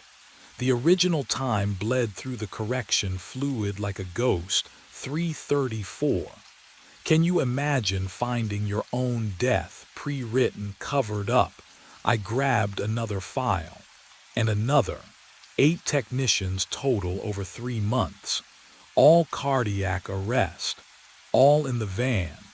All at 3:34 in the morning, their deaths clumsily disguised with different times. Then I saw the employee photos paperclipped to each report. Different faces, different ages, different skin tones and hairstyles and bone structures, but the eyes, oh God, the eyes were identical. My eyes, staring back at me from 8 strangers' faces, the same shade of gray-green, the same slight asymmetry in the left pupil. The desk lamp flickered. Once, twice. In the window's reflection behind me, someone wearing a blood technician uniform stood in the doorway, and he was smiling with my mouth. I ran. The fluorescent lights of the headquarters building strobed past me as I stumbled through the exit. Cold air hit my face. My truck keys rattled in my trembling hand, metal biting into my palm. The parking lot stretched empty under a dying streetlight, except it wasn't empty. Not really. I didn't look back at the window where my reflection had smiled. The engine roared to life. I threw the truck into reverse, tires squealing against asphalt. The van sat alone in the community center lot, waiting for me like it always did. But tonight, this loop, this iteration, whatever the hell this was, I wouldn't go. I'd break the pattern. Geography had to matter. Distance had to mean something. The highway unspooled under my headlights. Rain began to fall, soft at first, then harder. Each drop drummed against the windshield in rhythm with my pulse. 3 miles. 5, 10. The blood bank headquarters disappeared in my rearview mirror, swallowed by darkness and distance. At 15 miles, I saw the diner. Its neon sign flickered pink and blue through the downpour. Open 24 hours. The parking lot held 2 other cars, their windows fogged. Normal people, living people. I pulled in beside a rusted sedan and killed the engine. The silence pressed against my eardrums. I checked my watch. 2:53 in the morning. 41 minutes until 3:30. Could distance really stop what was coming? The incident reports hadn't mentioned anyone leaving the van. Maybe no one else had tried. The diner bell chimed as I pushed through the door. Warm air thick with grease and burnt coffee wrapped around me. A waitress looked up from behind the counter, her eyes tired but human. No gray-green, no recognition, just a stranger seeing another stranger. I slid into a corner booth, vinyl cold against my back. The window beside me reflected the empty parking lot, rain streaking down the glass. My own face stared back, hollow-eyed, unshaven. Just me. Only me. Coffee? The waitress appeared, pot in hand. "Please," she poured. Steam rose from the mug, carrying that bitter, over-roasted smell. I wrapped both hands around the ceramic, letting the heat seep into my skin. My wedding ring clinked against the rim. Have you ever run from something you knew would find you anyway? The diner hummed with artificial normalcy. A cook scraped a griddle in the kitchen. The coffee pot hissed on its burner. Rain tapped its endless rhythm, but underneath I felt it, that familiar weight. The certainty of 3:34 approaching like a train on fixed tracks. I sipped the coffee. It tasted metallic. Wrong, 3:14. The other customers had left without me noticing. The waitress wiped down the counter, her back to me. The fluorescent lights buzzed overhead, their frequency just slightly off, creating a pressure behind my eyes. I shouldn't have been able to smell antiseptic. Not here. Not 15 miles from the van. But I did. Clean. Chemical. Sharp enough to cut through the grease and coffee. The scent of refrigerated blood, of sterile medical equipment, of that cramped van interior I'd tried to escape. It had followed me, or, oh God, or I'd brought it with me, in my clothes, in my skin, in whatever part of me was already dead. 3:26. My hands started to shake. Coffee sloshed over the rim, scalding my thumb. I set the mug down carefully, watching the dark liquid ripple in concentric circles. The surface reflected the overhead light, just the light, nothing else. The rain stopped, all at once, mid-drumbeat. The sudden silence felt like pressure change before a storm, that hollow quiet that makes your ears ache. I looked out the window. The parking lot glistened under the street light, puddles perfectly still. 3:29. The waitress had vanished. The kitchen sounds had ceased. I was alone in the diner, surrounded by empty booths and the smell of something that shouldn't be there. My breath fogged the window glass. Then I noticed the coffee. Steam no longer rose from the mug. I touched the ceramic. Ice cold. In the span of seconds it had frozen, not literally, but the heat had been sucked out of it like warmth fleeing a corpse. 3:30. In the window's reflection, behind my own pale face, a figure stood in the parking lot. He wore a blood technician's uniform. His hair matched mine, every strand. His posture mirrored the way I held my shoulders, the slight favor of my left side from an old injury. He didn't move, didn't blink, just watched me through the glass with eyes that caught the diner's light wrong, reflecting it back too bright, too gray-green. I spun around. The parking lot was empty, but when I turned back to the window, there he was, closer now. 5 feet from the glass. Water dripped from his uniform even though the rain had stopped.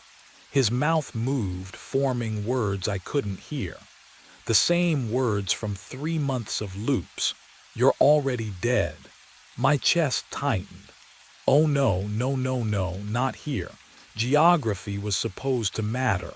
Distance was supposed to. The pain struck at exactly 3:34. A fist clenched around my heart, squeezed. I gasped, groping for the table edge, but my hands wouldn't obey. The mug crashed to the floor. Brown liquid spread across white tiles, reaching toward my knees as I collapsed. The vinyl booth seat scraped against my cheek. Cold. Everything so cold. Copper flooded my mouth. My vision tunneled, the diner lights dimming to pinpoints. Through the window, the figure smiled. Then 7 more stepped into view behind him, all wearing the same uniform, all with my face. They formed a semicircle around the diner, watching, waiting, bearing witness to the same death they'd each experienced in sequence. My lungs seized. My heart stuttered. The tiles pressed against my spine, and somewhere in my fading consciousness, I noticed the floor beneath me wasn't quite clean. There was a stain, faint, barely visible, shaped exactly like a body. My body. The waitress would find me at dawn. But what she'd discover scattered across the diner booths would make her question everything she thought she knew about working the graveyard shift. The alarm rang at 2 a.m. I was in my truck again. Key in the ignition. Community center parking lot ahead, single streetlight casting its pale circle on asphalt. The metallic taste of death still coated my tongue. But my heart beat steady, normal, alive. I gripped the steering wheel until my knuckles went white. 7 times now. 7 deaths on diner tiles, van floors, parking lot gravel, each ending at 3:34 a.m., each beginning here at 2 with this same alarm and the cold certainty that nothing I did mattered. The van waited in its usual spot, white paint glowing under the streetlight. I stepped out. Fog pooled around my ankles, thick and wrong for October. My breath misted in front of me, too cold even for autumn. The air smelled like antiseptic and copper. And then I saw them. 7 figures, surrounding the van in perfect symmetry, each wearing a blood technician uniform. Each one, me, they stood motionless, watching, waiting. I approached slowly, gravel crunching under my boots. Their faces were mine, but emptied out, skin the color of refrigerated meat, eyes reflecting nothing. One of them tilted his head. The others mirrored the motion exactly. My throat tightened. "What do you want?" They spoke, in perfect unison. The loop only ends with a replacement. 7 mouths, 1 voice. The sound scraped against my skull like nails on bone. Someone else must die at 3:34 a.m. Their lips moved in synchronized precision. In the van, on the floor where you fell, I staggered back. No, I won't. You already have." They stepped forward together, a coordinated movement that made my stomach lurch. 3 months ago, you became the stain. The stain. Oh God. I turned toward the van, legs moving on autopilot. Yanked open the back doors.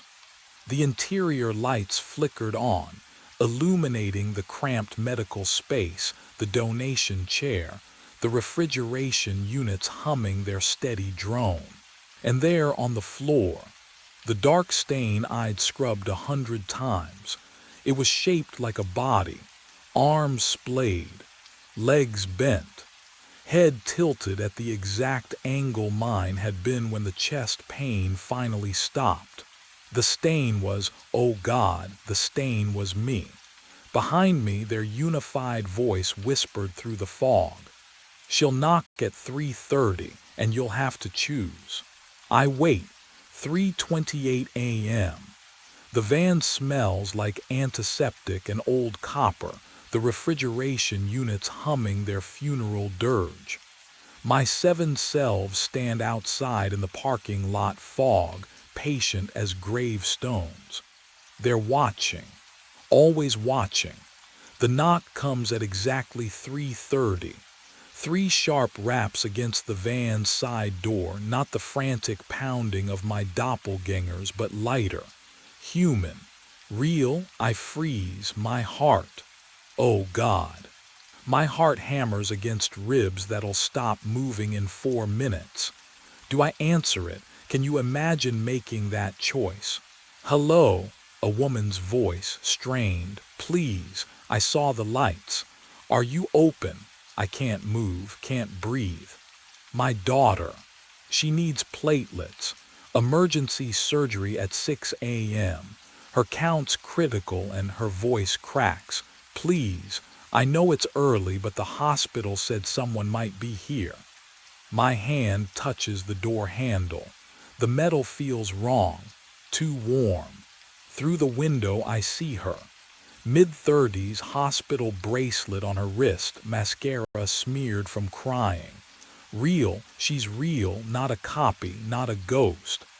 I'm Christine, she says, pressing closer to the glass. Christine Morales, I know this sounds crazy, but I trust you. You don't even know me. Your wedding ring, she points, and I glance down at the gold band I never removed. My husband wore one just like that before she swallows. He was a good man. I can tell you are too. The irony tastes like blood in my mouth. She needs me to open the door. Her daughter's life depends on someone being here, being willing to help at this God-forsaken hour. But if I let her in, if she's still here at 3:34, would you do it? Would you trade her life for yours? My fingers tighten on the handle, and somewhere behind me, metal scrapes against pavement. The sound of my 7 selves moving closer to watch what happens next. My hand touched the door handle, cold metal, so cold it burned. Christine's perfume drifted through the gap, lavender mixed with something chemical. Desperation has a smell, I know. I've been breathing it for 3 months. Thank you, she whispered. Thank you so much. I turned the handle, or did I? The moment stretched, fractured. I saw myself opening the door wide, saw Christine step inside, saw her smile fade as she noticed the 7 figures in the fog, saw her mouth form my name as the chest pain began.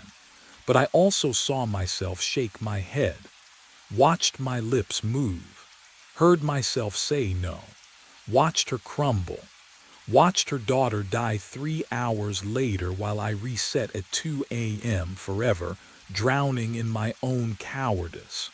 Both timelines existed. Neither. I don't know which one I chose. The memory dissolved like fog under morning sun. When the first donors arrived at 5 a.m., they found the van empty, door unlocked, heater still running. The antiseptic smell mingled with something else, copper, thick and wet, but no blood on the floor. The stain had finally disappeared. 20 bags of platelets lined the counter in perfect rows. Every label bore the same name, written in my handwriting. Stephen Garrett, Stephen Garrett, Stephen Garrett. They never found me. But in the community center parking lot, as dawn burned through the last wisps of fog, someone stood beneath the dead streetlight. Technician uniform, familiar posture, watching the van with patient, hollow eyes, checking his watch, waiting for 2 a.m. to arrive again. The loop doesn't end, it just finds someone new. Can you hear the knock at 3:30? Because I promise you, someone always answers. The lights died at 3:47 a.m. I was halfway down the basement corridor when the fluorescence cut out, plunging County General's guts into darkness. My boots scraped concrete. The emergency generator kicked in, that familiar diesel growl I'd heard 1,000 times, and the lights flickered back. Weak, stuttering. I didn't need my flashlight yet. The generator room hummed steady behind me, all systems normal. I'd checked it twice already. Nothing wrong. Nothing I could see anyway, but the morgue corridor. Oh, the morgue corridor was different. The overhead lights strobed there, rapid-fire pulses that turned the hallway into a flip book. On, off, on. Off, my eyes struggled to adjust. The smell hit me first, ozone, sharp and electric mixing with something sweeter, formaldehyde, the morgue's perfume. I squinted down the long hallway. Metal drawer handles lined both walls, catching light with each flicker. On, off, on, someone stood at the far end. My chest tightened. I froze mid-step. The figure was motionless, silhouetted against the emergency exit sign's red glow. Off. On, off, still there, not moving, just standing. I blinked hard. Hello. My voice echoed off concrete and came back wrong, too flat, too dead. The light stabilized, holding steady now with a faint electrical buzz. I could see clearly down the entire corridor. Nobody there. The hallway was empty, completely empty. Just those drawer handles and that red exit sign bleeding light into the dark. I exhaled slowly, feeling my pulse in my throat. Shift work does this sometimes, makes you see things that aren't there. I pulled out my phone, called it in. Electrical fault, intermittent power loss, basement level. Standard report. I turned to leave. But the question followed me up the stairs, cold and insistent as the formaldehyde smell clinging to my uniform. Why had the figure been wearing the same clothes as me? The call came again the next night. 3:47 a.m. Exact same time. My phone buzzed with the dispatcher's monotone voice. County General, basement electrical fault, morgue corridor. I told myself it was coincidence. Hospitals have electrical problems. Old buildings. Bad wiring. Nothing strange about getting called back, but I brought my heavy flashlight this time. The generator room looked identical, humming machinery, that persistent ozone smell hanging in the stale air. I walked toward the morgue corridor and the lights began their rapid strobing pulse. My thumb found the flashlight switch. The figure stood at the hallway's end. This time I saw everything. The strobing lights froze him in snapshots, each flash revealing more detail. He held a red metal toolbox. My model. The exact dents in the corners matched mine. And on his chest, a badge glinted under the emergency exit sign. I squinted. The name was mine, Marcus Levy, maintenance. My breath caught. The cold down here suddenly felt wrong, too deep, like it was seeping through my skin into my bones. The lights stabilized with an electric click. Empty hallway. Just concrete and shadows. But there, dead center in the corridor, perfectly aligned with the floor tiles, sat my toolbox. The red paint gleamed under the fluorescent lights. I looked down at my right hand. Empty. I'd been carrying it when I entered. I know I had. The weight of it, the familiar worn handle. I never set it down. Would you remember putting something down? Could you forget in just seconds? I walked forward, each footstep echoing too loud. The toolbox sat there, impossibly centered, like someone had measured the exact middle of the hallway and placed it with surgical precision. I reached for the handle. The metal was ice cold, and that's when I heard the scraping sound behind me, coming from inside the morgue. My hands shook as I knelt beside the toolbox. The latches clicked open, metal so cold it burned my fingertips. Inside, nestled between the screwdrivers and wire strippers I'd used for 20 years, lay a single hospital toe tag.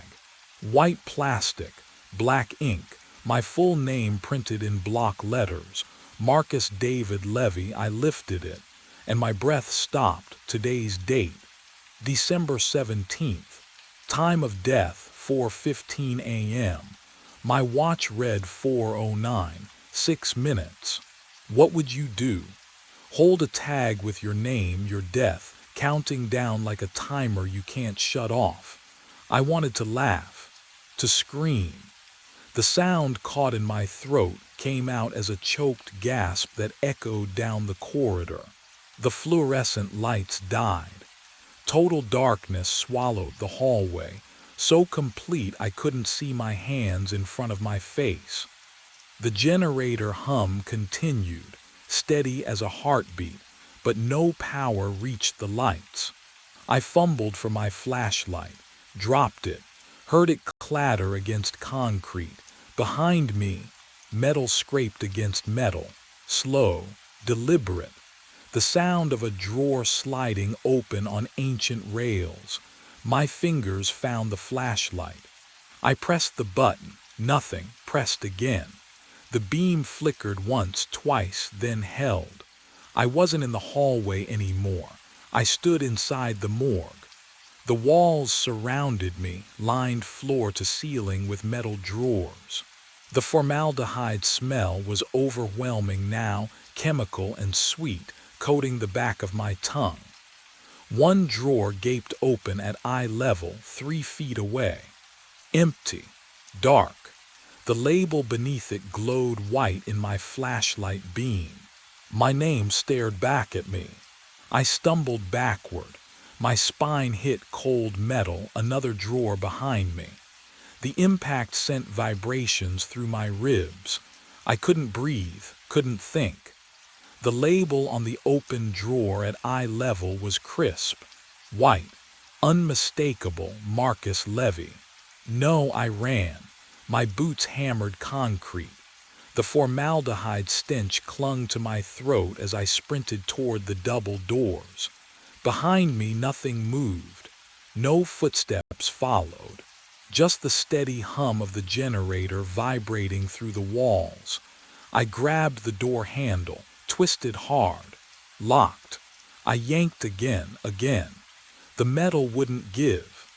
My shoulder rammed the door. Pain exploded through my collarbone, but the exit didn't budge. Hey, my voice bounced off tile and steel. Someone lock me in here, silence answered. What would you do, trapped in a morgue with your name on a drawer? My hands shook as I pulled out my phone. The screen glowed blue in the darkness. 3:47 a.m. I stared at the numbers. That wasn't right. My watch had shown 4:09 just minutes ago. 6 minutes until the time on the toe tag. 6 minutes until the phone screen didn't change. The digits stayed frozen. 3:47 a.m. Time had reset. I pressed my back against the locked door and slid down. My breathing was too loud, too fast. The generator's hum was the only other sound in the entire basement. No footsteps above. No voices. Just machinery and my pulse hammering in my ears. Something white caught my eye near the far wall. I crawled toward it. Another toe tag lay on the floor. Different handwriting. Different date, October 9th, 2 years ago, but the time of death, 4:15 a.m., exactly the same. How many times had I died down here? I needed answers. The generator room. There had to be records. My boots echoed against concrete as I stumbled back down the corridor, past the morgue's closed doors, past the toolbox I didn't remember setting down. The generator room's metal door stood open. Fluorescent lights spilled across scattered tools and oil-stained floor. The desk in the corner held a thick logbook, its spine cracked from use. I flipped it open. The pages smelled like old paper and machine grease.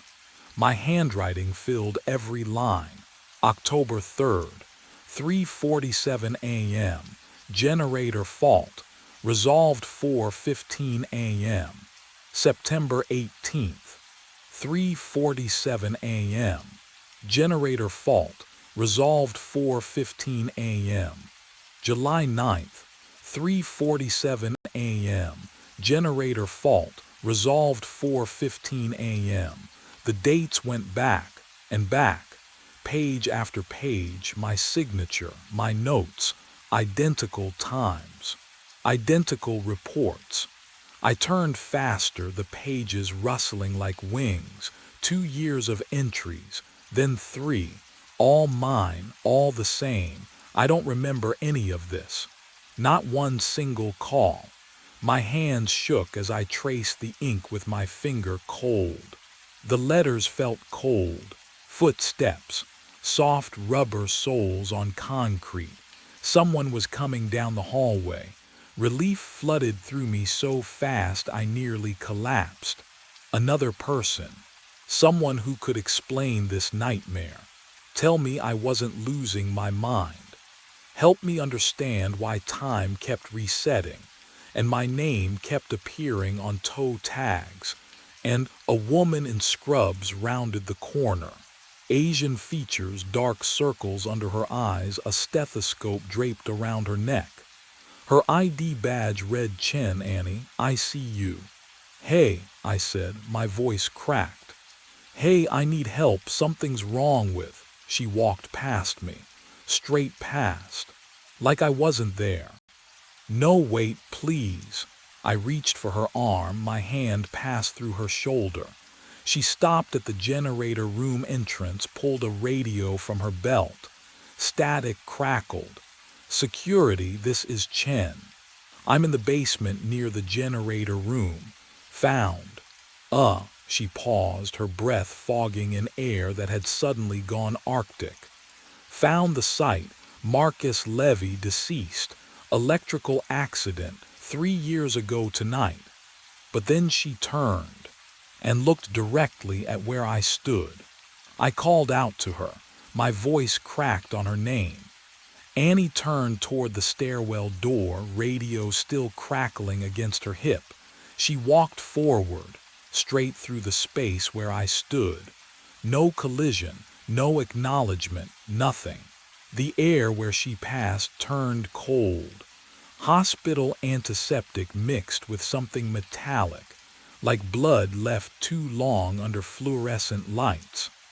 I stumbled backward against the concrete wall, my palm flat against the surface, feeling the rough texture to prove I was still. "Something, Annie, please." She disappeared through the stairwell door. It swung shut with a heavy click. I followed. The stairs echoed with my footsteps. At least I still made sound. The fluorescents overhead hummed their constant electrical drone, and somewhere above, a ventilation system wheezed stale air through metal ducts. I climbed 2 flights, 3. My legs didn't tire, they should have. I'd always hated these stairs. 4th floor. ICU wing. The doors opened to absolute stillness. Every clock on the wall read 3:47. The second hands didn't move. A medication cart sat abandoned mid-hallway, one wheel still raised as if someone had been pushing it and simply stopped. At the nurse's station, a coffee cup sat tilted on its edge, liquid frozen mid-spill over the counter's lip. Steam rose from it in a motionless column. What would you do if time itself refused to move forward? I walked past empty patient rooms, beds made with crisp corners, monitors dark. No one here. No Annie. No doctors. No patients coded or dying or breathing. Just the suffocating silence of a moment trapped in amber. I returned to the stairwell, descended. The basement generator room door hung open. Fluorescent light spilled into the corridor, painting everything in that sickly yellow-green glow. I stepped inside. He stood beside the generator, the doppelganger, my twin. Same uniform, same boots, same badge clipped to the same pocket. He held a wrench in one hand, staring at the electrical panel as if reading some message written in circuit breakers and copper wire. I moved closer. My breathing echoed in the small space, but his chest didn't rise or fall. Hey, he didn't turn. I reached out, touched the wrench in his hand. Ice shot up my arm, not cold. Ice. The kind that burns skin on contact, that fuses metal to flesh. I jerked back, cradling my hand against my chest. Frost clung to my fingertips. The doppelganger's head turned. Slowly, his face, my face, looked at me with eyes that held no recognition, no warmth, just the empty stare of something that had been waiting a very long time. If he was the ghost, then what was I? The cold spreads from my palm up my forearm. Not just cold, absence, like touching the void between stars. The doppelganger's empty eyes bore into mine, and suddenly I'm not in the generator room anymore. I'm in a delivery ward. Fluorescent lights buzz overhead. A nurse hands me a bundle, impossibly small, fingers like flower petals curling against my thumb. The clock on the wall reads 3:47 a.m. Sophia, I whisper. Her name tastes like morning, but the memory fractures, splinters. She's 7 years old now, hospital bed, monitors beeping steady rhythms around her small frame. Pneumonia, they said. Routine, they said. I kiss her forehead before my shift. I'll be right downstairs, baby, just fixing a few things. The generator hum drags me forward through time. 3 years ago, this basement, my phone vibrating against my hip, Frank's voice crackling through, power fluctuation on 4th floor ICU. They need you now. I remember checking the electrical panel. Just one more connection. 5 more minutes to stabilize the grid. Then the intercom, a nurse's voice urgent. Code blue, ICU bed 7, code blue. Bed 7, Sophia's bed. I remember my hand hovering over the breaker. The hospital needed power. The ICU needed power. She needed. Oh God, the ozone smell is sharper now, mixed with the phantom scent of antiseptic and fierce sweat. I tried to bypass the damaged circuit. Faster. My hands shaking, stripping wires, twisting connections. 4:14 a.m. The breaker sparked. Electricity doesn't care about intention. It found the path through my wet gloves, through my chest, stopping my heart at exactly 4:15 a.m. The same minute the monitors upstairs went silent. I never left this basement, never held her hand, never said goodbye. The doppelganger still stares, wrench raised, frozen in the same task I died performing. And I finally understand what I've been doing every night since. The cold left my hand burning, but the memories, they stayed. I staggered backward, breath coming in shallow gasps. The doppelganger stood motionless beside the generator, tools still gripped in pale fingers. The fluorescent lights hummed overhead, the same lights that had flickered 3 years ago, the same generator that had refused to stay online. Then, oh God, then it spoke. You didn't save her, my voice, exactly my voice. Every inflection, every worn edge I'd heard in recordings, in voicemails I'd left for Sophia when she was at school. The sound crawled under my skin.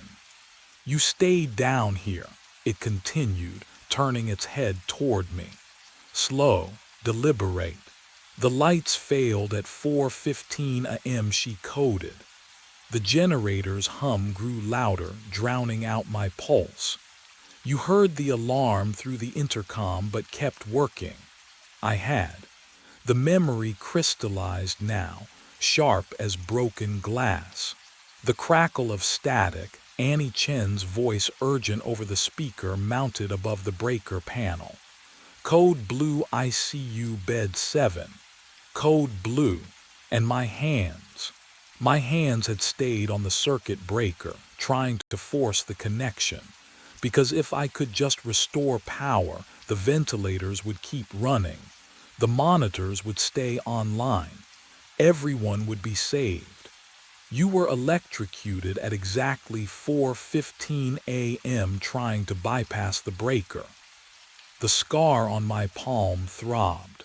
The one that wasn't there anymore, because this body, this form I wore, it was memory, not flesh. The doppelganger stepped closer. Its breath smelled like ozone, like burning wire insulation. You chose the machine over her. No, no, I chose. Now you choose every night. The lights flickered once, twice. My watch remained frozen at 3:47 a.m. What would you do if you realized the choice wasn't over? I understand now. The lights aren't broken. They flicker because my brain is dying, over and over in a 28-minute loop. The fluorescent strobe white, then dim, matching the rhythm of neurons misfiring 3 years ago when 440 volts tore through my chest. The generator hum I've heard every night isn't machinery at all. It's the electrical buzz of my last moment, replaying endlessly in whatever passes for my consciousness now. Every night I return to this basement. Every night I try to fix the breaker, restore the power, undo what cannot be undone. I thought I was being called to repair the hospital, but there's nothing wrong with the hospital. The thing that needs fixing is me, and I've been broken for 3 years. The doppelganger stands motionless beside the generator, tools in hand. I finally see the truth. He isn't haunting me, he is me. The ghost technician, forever on call, forever trying to solve a problem that has no solution. My hands look solid, but when I press them against the concrete wall, I feel nothing. No temperature, no texture, just the memory of touch. I walk toward the morgue corridor. My boots make no sound. The overhead lights flicker again, and in the strobing darkness I see it clearly. One drawer, halfway down the hall, slightly ajar. My name printed on the label in block letters. The smell hits me, formaldehyde mixing with something else, something sweet and rotten. Would you open a drawer with your name on it? I reach for the cold metal handle, pull it toward me. The rollers glide smooth, silent, and there I am. The corpse wore my wedding ring. The metal drawer felt ice cold beneath my hand. Formaldehyde stung my nostrils, thick and medicinal. My body, the real one, lay perfectly preserved in County General's basement darkness. The uniform I'd worn that night still carrying traces of electrical burn marks across the chest. The watch on my wrist, on its wrist, frozen at 4:15. I reached toward my own face. Gray skin, lips pulled back slightly. The expression wasn't peaceful. It was the look of someone who realized too late what they'd chosen. Behind me, the generator hummed its eternal song. But something had changed. The doppelganger stood in the doorway now, tools hanging loose in translucent hands. It didn't speak. It didn't need to. We both knew what came next. I could walk back to the generator room, reset the loop, spend another 3 years, another 30, trying to fix machinery that never truly broke. Or I could do what I should have done that night when the alarm started screaming through the intercom. I should have gone to her. Sophia died at 4:15 a.m. while I stayed in the basement, convinced the hospital needed me more than she did. That machines mattered more than holding my daughter's hand while her heart forgot how to beat. What would you do if you could rewind one choice? If you could loop forever, would you? Or would you finally let go?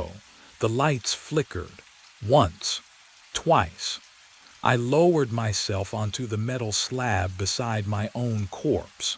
The cold bit through me, or maybe I'd always been this cold. The doppelganger watched as I lay back, finally still, finally done with fixing things. The generator's hum faded, then silence.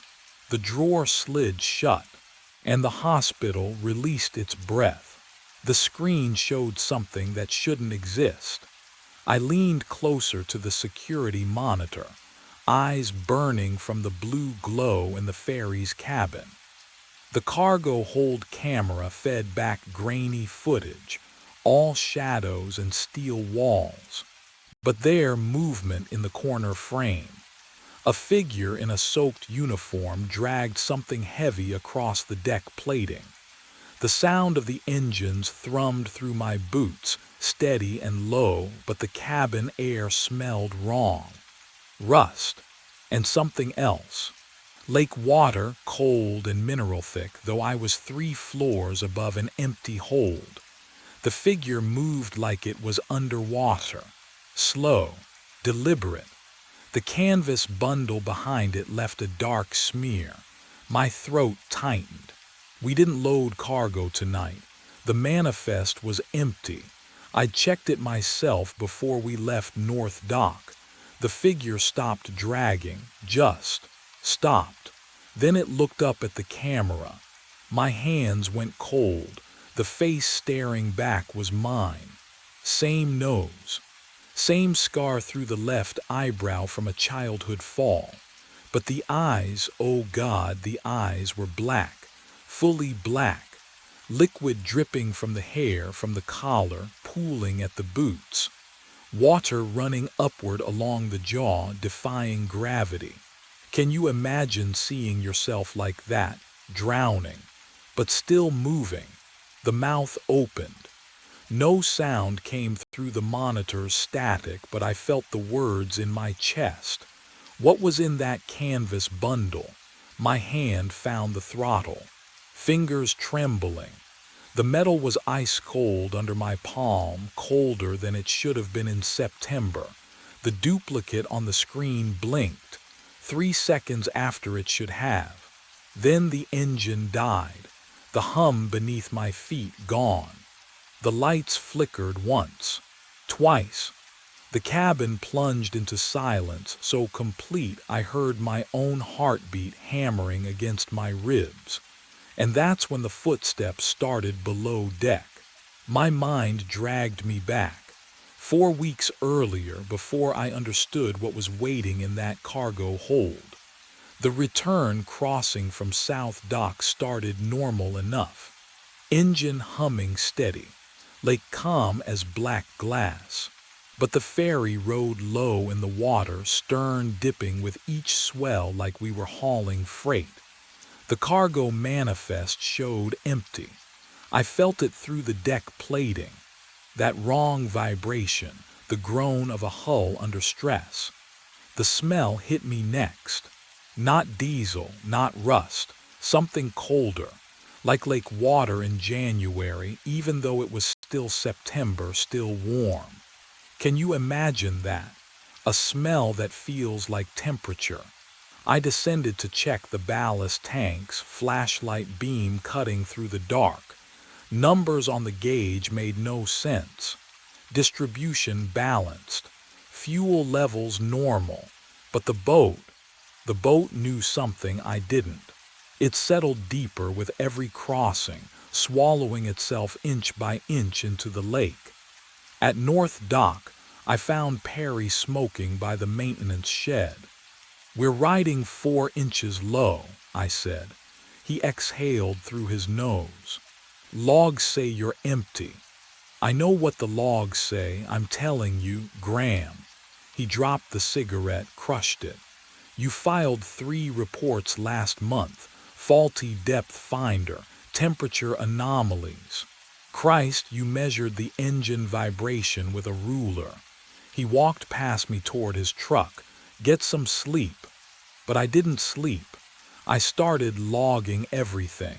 Water displacement, hull angle, weight distribution calculations scribbled in margins of my shift reports.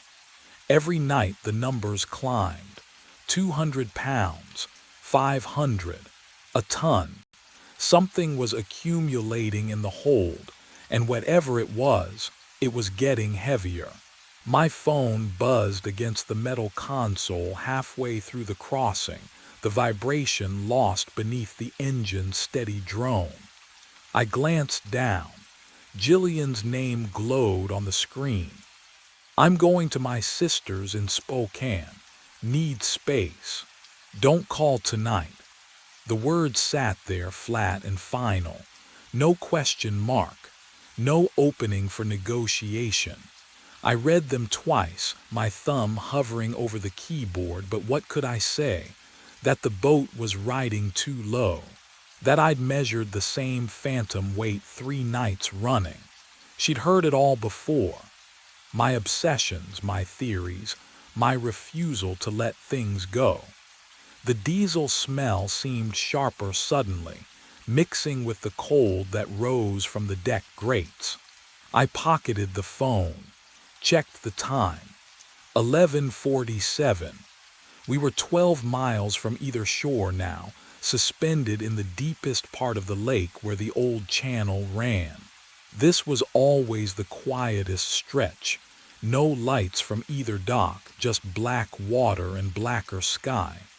But what happened next made everything else seem trivial. The phone signal dropped. Not unusual out here. I reached for the radio to check in with dispatch, more from habit than necessity. Static. I adjusted the frequency, tried again. Nothing but white noise crackling like something alive. "Dispatch, this is Cascade Ferry, over." The static swallowed my voice. I cycled through every channel, emergency, weather, marine band. All dead. Just that hissing emptiness, the kind that makes you aware of how alone you really are. Can you imagine it? 12 miles from shore. No contact. No wife waiting at home. Just you and a boat that's sinking lower every night for reasons you can't explain. The engine hummed beneath my feet, steady as a heartbeat. And then I heard it. Metal groaning. Deep below, the cargo hold door. Opening. I hadn't touched it. Hadn't been down there in hours, but something had. I grabbed the flashlight. My hand shook as I pointed the beam at the cabin door. But I couldn't make myself go down there. Not yet. Instead, I turned to my logbook on the console, flipping it open to distract myself from the echoing silence below. The familiar weight of routine. Log the crossing. Note the time. Document everything Perry dismissed. But something slipped out from between the pages. A laminated sheet, yellowed at the edges. I caught it before it hit the floor, and the moment my fingers touched the surface, cold radiated up my wrist. The kind of cold that comes from deep water, from places the sun never reaches. I held it under the chart light. Cascade Lake Ferry Service. Passenger and crew manifest. September 1996. My throat tightened. The list of names blurred, then sharpened. I scanned down the crew roster, not sure what I was looking for. But something inside me already knew. There. Lockwood Graham, deckhand, status, lost at sea September 14th. I read it again. Then again, my name, my full name. Today was September 12th. The paper smelled like rust and deep water, so strong I could taste iron on my tongue. How was that possible? It was laminated, sealed. Nothing should get through. But the scent clung to my hands, thick and ancient. I didn't put this here. I'd used this logbook yesterday. This morning. The pages had been empty except for my own notes, my own handwriting tracking the weight that kept increasing, the ballast readings that made no sense. So who had? And why did the manifest list a date? That hadn't happened yet. The county library archives smelled like rot and old newsprint. I showed up when they opened, hands still shaking from the manifest. The clerk barely looked at me before pointing to the microfiche machines in the back corner. I found it in 20 minutes. September 14th, 1996. Ferry disaster on Cascade Lake. 7 crew members lost. No bodies recovered despite 3 weeks of searching. The vessel had been decommissioned, records sealed. Can you imagine reading about your own death? Knowing it's scheduled in 2 days, I scrolled faster. My eyes burned from the blue light. There had to be more. Some explanation that didn't involve. A witness statement stopped me cold. The sole survivor, a maintenance worker named Chen, described the hours before the sinking.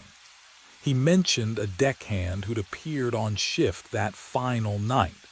No one recognized him.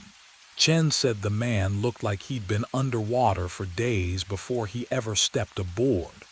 Skin gray, uniform dripping even in dry air, eyes that didn't quite focus.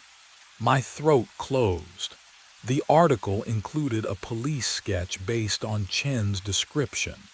Someone had drawn the face with careful detail. Hollow cheeks, dark matted hair, the unmistakable set of the jaw. I knew that face. I'd seen it in a photo on my mother's nightstand for 20 years before she died. The same photo I kept in my wallet now, creased and faded. The sketch looked exactly like my father. But what I discovered in the incident report filed 3 days after the sinking. The report marked classified and somehow left in the public archive.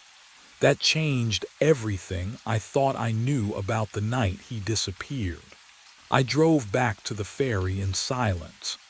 The lake stretched black beyond my headlights, swallowing the road's edge. My shift started at midnight. 3 hours ago, and Perry's voicemail said he'd covered it, wondering where the hell I was. I didn't call back. What would I say? That I'd seen my father's face in a report from before I was born. The North Dock floodlights buzzed overhead as I parked. The ferry was already mid-lake, autopilot engaged, returning from its second crossing. I stood on the empty dock and watched it cut through the darkness, a slow-moving shadow trailing diesel fumes and the smell of rust carried on the wind. When it docked, I boarded without checking in. The cabin was cold, too cold for September. I adjusted the thermostat, but the dial felt strange under my fingers, slick, almost wet. At 3:07 a.m. I heard it, drip, drip, drip, water striking metal, slow, rhythmic, coming from the stern deck. I grabbed my flashlight, stepped outside. The beam cut through the fog rolling off the lake, and that's when I saw them.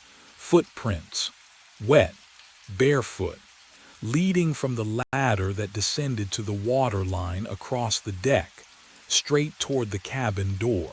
Can you imagine standing there, 12 miles from shore, knowing you've been alone this entire crossing. I followed them. Each print glistened under my light, water pooling in the treads of the deck plating. They were fresh, so fresh the edges hadn't dried yet. The smell hit me then like water and something metallic like blood mixed with rust. The trail led into the cabin, across the floor, and stopped, right at my chair, not faded, not smudged, just stopped, as if whoever left them had simply vanished mid-step. My chest tightened. I turned slowly, scanning the cramped space. Empty, but my logbook lay open on the console. I hadn't left it open. I stepped closer, the flashlight trembling in my grip. The page showed tomorrow's date, September 13th, and beneath it, handwriting I recognized immediately because it was mine. It's already happened. But the real horror was what I noticed next. I closed the logbook. My hand wouldn't stop shaking. The cabin air had turned cold, colder than the September night should allow. My breath misted. I forced myself to look at the clock mounted above the radio console, 2:47 a.m. The second hand jerked, stopped, then, oh God, it ticked backward, click, click, click, each sound sharp as a bone breaking in the silence. 2:46, 2:45. I fumbled for my phone, hands clumsy with fear. You ever try to hold something steady when every instinct screams to run? I pressed record and aimed the camera at the clock face. The lens struggled to focus in the dim instrument light, but the backwards march of time was unmistakable. 44, 43. The diesel smell in the cabin thickened, mixing with something else. Wet canvas, rust, that metallic taste that coats your tongue before a storm. The ferry groaned beneath me. Not the familiar settling of an old vessel, but a deep shudder that climbed through the deck plates into my bones. I kept filming. Evidence. Proof.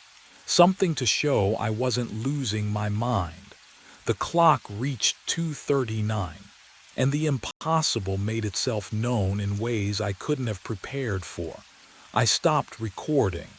My thumb trembled over the playback button. Part of me knew I shouldn't watch it. But what choice did I have? I tapped the screen. The footage showed the clock, ticking backward, and there in the cabin window behind where I'd been standing, a figure, dark fairy uniform, dripping me. But I'd been alone. The reflection's mouth moved in the grainy phone footage. No sound, but I could read the lips forming words in perfect sync. You have to finish the route. The phone slipped from my grip, clattered to the floor. Below, in the cargo hold, metal shrieked against metal. A sound like the entire hull was bending under impossible weight. The ferry listed 3 degrees to port, then 5. Something down there had just gotten heavier, and whatever it was, it wanted me to keep sailing. I grabbed the flashlight. My hand shook so badly the beam danced across the cabin walls, but I couldn't wait any longer. The ferry groaned beneath me, listing harder to port with every minute. Whatever was down there, it wanted me to see. The stairs to the cargo hold felt narrower than usual, the metal handrail slick under my palm. Each step rang out, a hollow clang that echoed back wrong, like someone was climbing behind me in reverse. The air grew colder as I descended, thick with the smell of rust and something else. Deep water, like water that hadn't seen sunlight in decades. At the bottom I stopped, listened. Drip, drip, drip. The sound came from the far corner, beyond the empty cargo straps and tie-down rings bolted to the floor. I swept the flashlight across the hold, and the beam caught on standing water pooling near the starboard bulkhead. The ferry didn't leak. I'd inspected every seal myself, but what I saw next made my breath catch. A figure stood in the shadows beside something large wrapped in canvas. The bundle sagged against the wall, dark water streaming from its folds, spreading across the floor in slow rivulets. And the figure, oh God, the figure wore a fairy uniform, soaked through, dripping. It turned to face me, my face, my exact face. But the skin was too pale, almost gray, and water ran from its hair in steady streams that should have stopped by now. Its eyes, black, not just the pupils, everything, like staring into the lake itself at midnight. Can you imagine seeing yourself like that, standing there, impossible, real? Its lips moved, my lips. The voice came a half-second later, like an echo trying to catch up. You're the one who's late. I couldn't move, couldn't breathe. The flashlight beam trembled in my grip. It tilted its head, the movement too slow, too smooth. Water dripped from its chin, hitting the floor with that same rhythmic sound. Drip, drip, drip. I've been waiting since 1996. The canvas bundle shifted behind it. Something inside moved. And that's when I smelled it.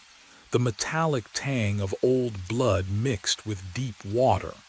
The thing wrapped in canvas. It wasn't cargo. What was in there would change everything I thought I knew about my father's death.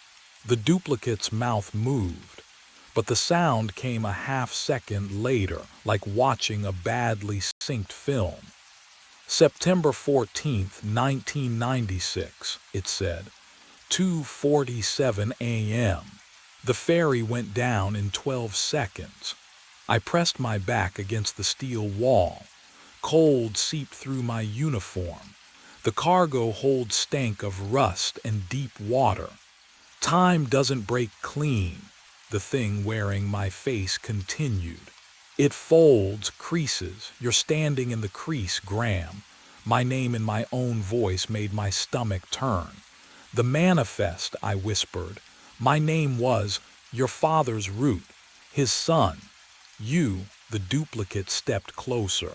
Water dripped from its sleeve, pooling at my feet. Descendant and ghost, both. Can you understand that? No, I couldn't. But what I understood next was worse. The canvas bundle behind it shifted. A hand slipped out. Gray, bloated wedding ring catching the beam of my dropped flashlight. I knew that ring. Gold band, single scratch across the top. Dad, I breathed. He never left the hold, the duplicate said. Neither did I, neither will you. Unless you finish what he couldn't. The boat listed further. Somewhere above, metal groaned. I thought of Jillian's last text, her sister's place in Spokane, the life I'd been too obsessed to hold on to. Complete the route, my double whispered.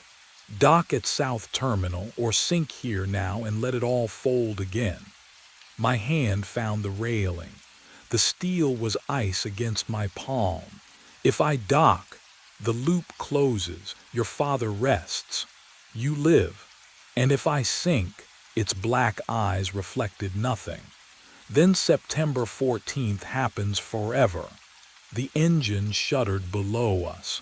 I had maybe 2 minutes before the list became irreversible. Dock or sink, save myself. Or join the crease. What would you do when the choice isn't between right and wrong, but between ending and repeating? I ran for the stairs. I burst into the wheelhouse, grabbed the throttle, spun the wheel hard starboard. The engine screamed, protested. I didn't care. Through the window, dawn light bled across the horizon, pale and cold. The shoreline rushed closer, rocks, trees. Not the dock, never the dock again. The hull shrieked as it struck bottom, metal tearing through sand and stone. I braced against the console as the ferry lurched, groaned, died. Silence. The diesel stink hung thick in the air. My hands wouldn't stop shaking. I turned. The duplicate stood in the doorway, dripping, watching. Then it wasn't, gone like it had never been there at all. I stumbled down to the deck. Morning air bit at my face, sharp and real. The ferry sat crooked on the beach, listening to port. Waves lapped at the stern. My radio crackled to life. Dispatch, Coast Guard. Perry's panicked voice demanding to know what happened. I told them about the canvas bundle. They came with lights and cameras and questions I couldn't answer. The bundle lay in the cargo hold, still leaking dark water. When they unzipped it, I looked away. But I heard them say the name. Thomas Lockwood, my father. Missing since 1996. I'd found him. What I didn't understand yet was how many times I'd found him before. My phone buzzed in my pocket. Jillian's name on the screen. Graham, where are you? You didn't come home last night. Her voice, warm, concerned, not distant, not leaving. I thought, you said you were going to Spokane. Spokane? Why would I? Are you okay? I pulled the phone away, checked the date. September 12th. Not the 14th. Not the day after. The beginning. I stared at the ferry, half sunk in morning light, at the police pulling my father from the hold, at the lake stretching endlessly behind us. The route wasn't broken. It had just started over. And somewhere in the cargo hold's shadow, I knew. Water was already beginning to pool. I counted 16 people. There should have been 15. I ran the numbers twice, standing at the edge of Blackridge Dark Sky Preserve with my clipboard rattling in the night wind. Pine needles crunched beneath my boots. 15 registered attendees for the Perseid Meteor Shower Tour. But 16 bodies scattered across the field, silhouettes hunched over telescopes, breath misting in the August cold. The 16th stood 30 feet away, wearing my jacket, my exact jacket, north face left pocket torn from last year's barbed wire incident. He held something slim and red in his hand, my laser pointer, the one currently clipped to my belt. Can you imagine that? Seeing yourself across an empty field at 2 in the morning, I walked toward him. Gravel crunched too loud. He turned and oh, God, his face was mine but older, decades older. Scars carved lines across his cheeks, geometric patterns that caught the starlight. When he exhaled, his breath came out in a visible cloud despite the mild temperature. It smelled wrong, metallic, like sucking on old coins. You need to leave, he said. His voice was mine, eroded by exhaustion. All of you, 237, you have 53 minutes. What are you, meteorite impact, center of the field? He grabbed my arm. His fingers were ice. I've tried 6 times, they never listen. That's when I heard it, high above, cutting through the cricket song. A whistling, thin, distant, growing. Everyone back to the vehicles, I shouted, spinning toward the group. Now, this isn't. Is this part of the tour? Rachel called back, laughing. They thought I was joking. I wasn't joking. The whistling grew louder and I realized something that made my stomach drop. Why his scars looked like coordinates. I gasped awake in the van. The smell hit me first, cold coffee and paper, the familiar mustiness of star charts piled on the passenger seat. My hands trembled against the steering wheel. Outside, voices drifted through the darkness. Cheerful casual, setting up tripods, adjusting telescope mounts. No, no, no, no, I pressed my palms against my chest, my stomach, my face, skin intact. No burns, no blood. The screaming still echoed in my skull. That high, horrible whistling, and then the impact, the flash that turned night into white fire. But my body bore no evidence of what I'd just lived through. The dashboard clock read 1:45 a.m. I stumbled out. The field stretched before me exactly as it had an hour ago, or would be in 52 minutes. Rachel was crouched beside her telescope, breath misting in the October air. Keith argued with someone about parking angles. Melissa adjusted her camera strap. Alive, all of them alive. We have to leave. My voice cracked.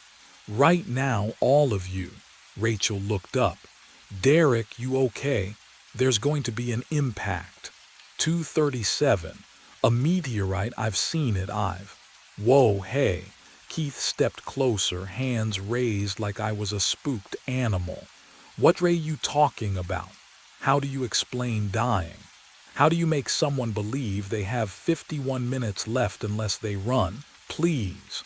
I hated the tremor in my voice, the desperation leaking through. I know how this sounds, but you have to trust me. Derek. Rachel's tone shifted, softer now. Concerned, the way you'd speak to someone fragile. Did you hit your head or something? I'm not. The words died in my throat. Because at the field's edge where pine shadows bled into starlight, something moved. A figure, watching. And I recognized the jacket it wore. I waited at the tree line. But the figure never came. No duplicate, no scarred face.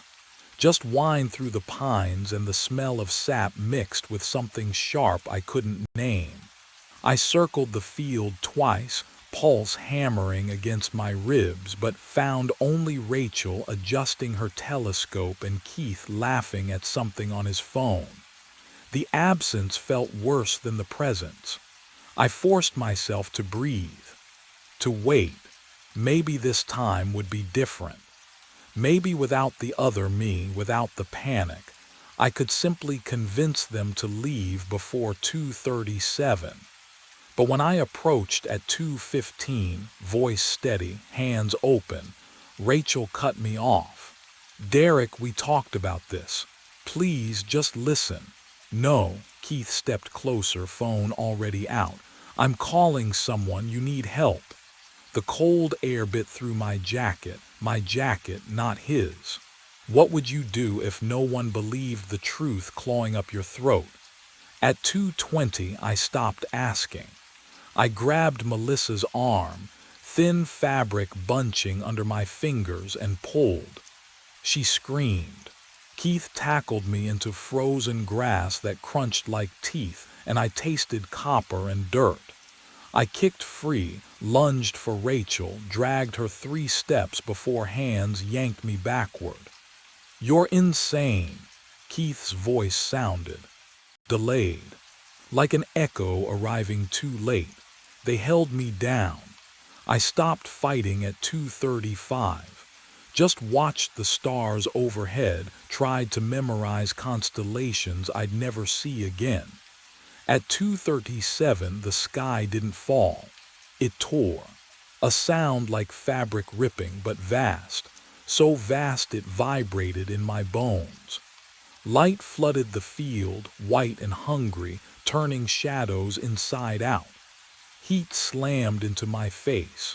Someone was screaming my name, but the syllables stretched and warped, and darkness swallowed the light.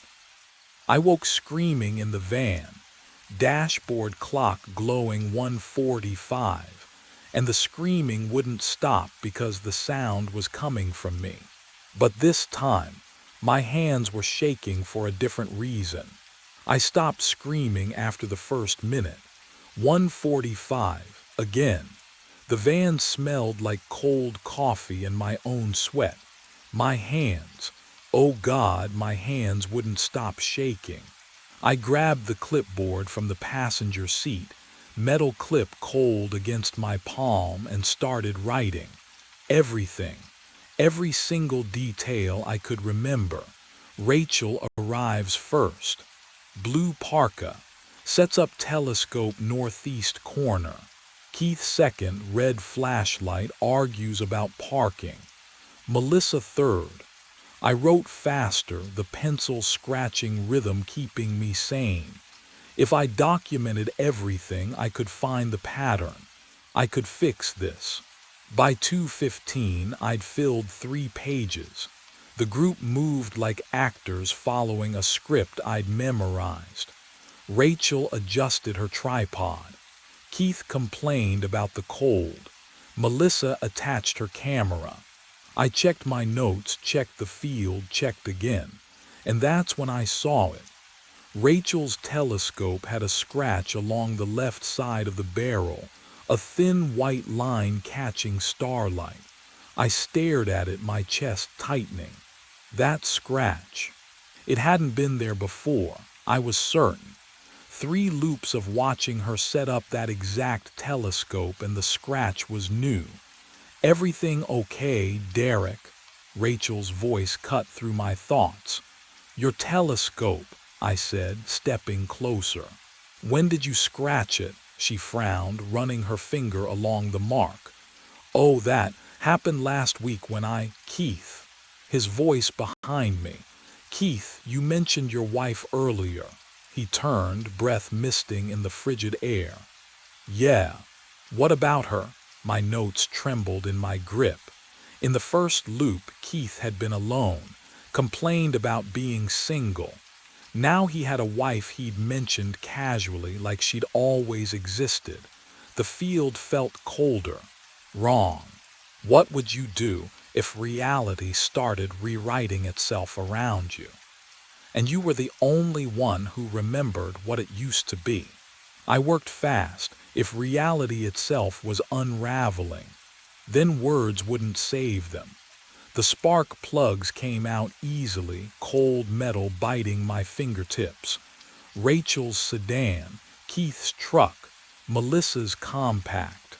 One by one, I disabled every vehicle in the dirt lot, my breath fogging in the November chill. The forest pressed close around me, pine sap thick in the air. 2 minutes past 2. I'd barely straightened when footsteps crunched behind me. What the hell are you doing? Keith's voice, sharp, angry. I turned, spark plug still in my palm. Getting you out of here. But Rachel was already at her hood and Melissa was running toward the others. Therefore my window collapsed. Shouts erupted. Hands grabbed my arms, my clipboard clattered to the dirt. He sabotaged the cars. Call the police. There's no signal out here, just hold him. They forced me down, knees in the cold earth. Keith's grip on my shoulder felt like iron and I couldn't break free, couldn't make them understand. Have you ever tried to save someone who thinks you're the threat? Please, I gasped. Please, at 2:37, shut up. Keith's face was inches from mine. You're done. The minutes bled away. 20 past 2, 30. I stopped struggling, stopped begging. My knees went numb against the frozen ground. At 2:36, I smelled it. Burnt metal, cold breath against my neck. He stood among them now, my older self, face carved with scars that looked like star charts, weeping. His mouth didn't move, but I heard the words inside my skull. You can't save them. The sky began to scream. I woke gasping, loop 7, maybe 8. The van's interior looked wrong. I couldn't place it. Same coffee-stained cup holder. Same folded star charts. But the angle of the driver's seat felt off, like someone else had been sitting there. Outside, voices murmured in the darkness. Setting up telescopes. Again. I stumbled into the field and froze. The tree line. It was different. The tall pine that always leaned slightly left now stood straight. A cluster of birches had vanished entirely, replaced by dense undergrowth that looked decades old. Had they always been there? My memory felt like wet paper tearing at the edges. "Derek, you okay?" Rachel's voice. I turned. Her face, wasn't it? Same dark hair pulled back, same concerned eyes, but her jawline seemed sharper, cheekbones higher. Or had I simply forgotten what she really looked like? "Yeah," I managed. "Just tired." Keith walked past, lugging equipment. His wedding ring caught the moonlight. He'd been married in loop 4, single in loop 2. I couldn't remember anymore what was real. Can you imagine losing track of people's faces, of trees, of your own memories? The cold hit differently tonight, bit deeper. I checked my watch, 1:53, still early. Maybe I could. Then I smelled it. Burnt metal. Sharp and nauseating, like inhaling copper shavings. The temperature dropped so fast my breath turned to fog. He stood at the field's edge, my older self, already. It wasn't even 2 o'clock yet. His scars looked deeper, fresh, weeping. His mouth opened. "You're becoming," cold breath washed over me, tasted like blood and electricity. I looked down at my hands. Thin white lines traced across my palms. New scars forming as I watched. The same pattern that covered his ruined face. And I understood with absolute certainty what those coordinates meant. I stepped out of the van and saw myself standing by the tree line. 3 of me, all scarred, all wearing my jacket, my boots, my face carved with white lines that glowed faintly in the darkness. They stood at different points around the field's perimeter, motionless as fence posts, eyes fixed on nothing. My palms burned where the scars had appeared an hour ago, or a lifetime ago. I couldn't tell anymore. Rachel walked past the nearest one, tripod slung over her shoulder. She didn't flinch, didn't even glance at him. "Rachel," I called, my voice cracking. "Do you see?" "Derek, hey," she smiled, adjusting her telescope case. "You okay? You look pale." The version of me standing 12 feet behind her didn't move, didn't breathe. His chest was perfectly still and frost crept across his collar despite the August heat. "There's someone," I pointed. She turned, looked directly at him, through him. "Just us night owls," she said, already walking away toward her usual set-up spot. I approached the nearest duplicate slowly, my boots crunching gravel that his feet made no sound on. Up close I could smell it, that burnt metal odor, thick as smoke. His scars formed patterns I'd started to recognize, coordinates, dates, times. "Who are you?" I whispered. His eyes didn't shift, didn't blink. I reached out. My fingers passed through cold air 6 inches from his shoulder, and pain shot up my arm like frostbite. I jerked back, gasping. What would you do if you saw yourself dying in slow motion and no one else could see it happening? The hours dragged. I tried to focus on the group, Melissa adjusting her camera, Keith arguing about the best observation angle, but my attention kept snapping back to them. The 3 failures, the 3 endings. At 2:15 they moved, not toward the group, toward me. Their footsteps made no sound, but I felt them, vibrations through the earth that matched my own heartbeat. They formed a triangle around me, closing in with mechanical precision. At 2:30 exactly they stopped, inches away. Their mouths opened in perfect synchronization, and cold breath washed over my face as they spoke with one voice, layered and echoing like a canyon. We are the loop. We are the impact. The scars on their faces began to glow brighter, and I felt my own skin splitting open to join them. The pain stopped. I stumbled backward, but the three versions didn't follow. They remained motionless, arranged in a perfect triangle around me. The luminescence faded from their scars. My own skin sealed itself. No blood, no wound. Just thin white lines etched across my forearms like fresh burns. I could still hear Rachel calling telescope coordinates behind me. She hadn't noticed anything. None of them ever did. My hands trembled as I lifted my right arm toward the starlight. The scars weren't random. I'd been so focused on surviving, on warning, on evacuating. But these marks formed patterns. Angles, degrees, minutes, seconds. Celestial coordinates. 20 years of guiding meteor showers, and I'd never seen it. The oldest version's face. Those deep grooves I thought were just trauma. They mapped a section of sky. I turned to the nearest duplicate, forcing myself to look closely at the marks carved into his cheek. Right ascension, declination, precise measurements. Would you believe me if I told you my own scars itched in response? A cold burning sensation, like frostbite spreading beneath the skin. I fumbled for the laser pointer in my jacket pocket. The metal felt too warm against my palm, as if it had been resting near a fire. The others were settling into their observation positions now.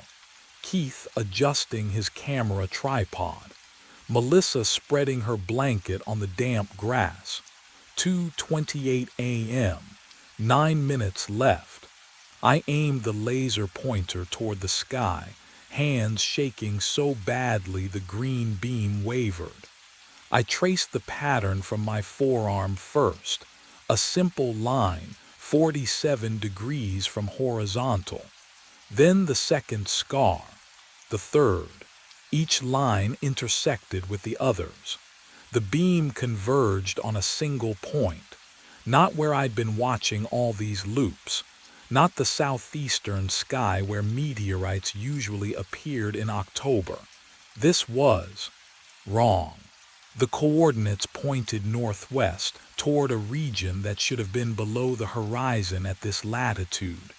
But there it was, a star I'd never noticed before, faint, pulsing. The color was off too red, almost infrared, like watching something through a heat signature camera. My breath caught.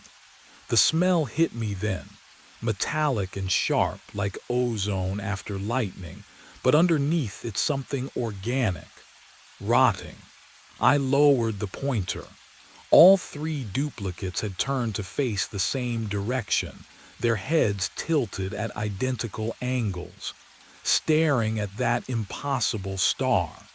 Oh, the loops weren't trying to prevent an impact.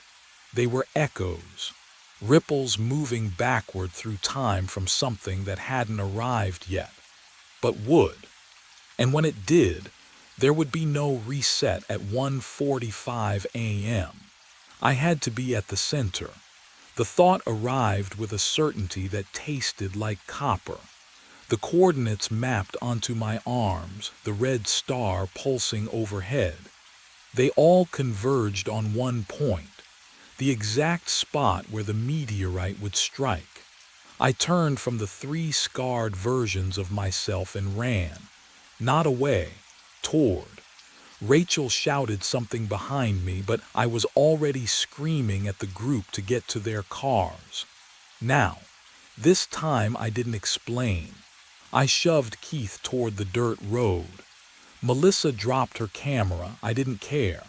I grabbed telescopes and hurled them into the pine trees. They scattered. Finally, their headlights bounced down the access road, red tail lights shrinking to embers. The field emptied. The silence that followed pressed against my eardrums like deep water. 2:36 a.m. I walked to the field's center and stopped. The grass here felt wrong beneath my boots, flattened, scorched though it looked green. I exhaled slowly, watching my breath fog in the August heat. Impossible, but there it was. Then I smelled it. My own breath, metallic, burnt, just like theirs. Can you imagine understanding you've been running from yourself? That every warning, every loop, every scar was just an echo trying to remember how to die properly. The older versions of me emerged from the dark, not 3 anymore, dozens, circling. Their scars glowed faint red, matching the star overhead. They moved closer, steps synchronized with my racing heartbeat. The sky split open, not with sound, with pressure. The air turned solid, then shattered. I looked up into a wound of light that shouldn't exist, and the older selves stepped into me. Through me, merging, their memories flooded in. I saw the first loop, the first impact, the way my body had vaporized before my brain registered the flash. I'd been dead since the beginning, but if I was dead, what had been resetting the loop? White light burned through my eyelids. I woke to the rhythmic beep of monitors, the chemical sting of disinfectant, the scratch of starched sheets against my skin. My throat felt raw. How long had I been screaming? A nurse appeared, middle-aged, kind eyes. She touched my wrist, checking my pulse the old-fashioned way. "Mr. Ashford, you're in County General. You've been unconscious for 3 weeks. 3 weeks." I tried to speak. My voice cracked. The meteorite. 40 miles from town," she said gently. "You're very lucky they found you alone in the field." Alone. The word hit like cold water. I sat up too fast. The room tilted. "The group," I rasped. 15 people. Where her expression changed. Sympathy mixed with something else. Caution. "The detective will want to speak with you." She didn't answer the question. That told me everything. They brought me a mirror when I asked. My hands shook as I held it. My face looked thinner, older, but recognizable. Then I saw it. A thin white scar along my left temple. Delicate, precise. It hadn't been there before. Can you imagine tracing a mark on your own skin and knowing you died to earn it? The detective came that afternoon. Rumpled suit, tired voice. He placed an evidence bag on the table beside my bed. Inside, a twisted piece of metal, my laser pointer, melted into an impossible shape.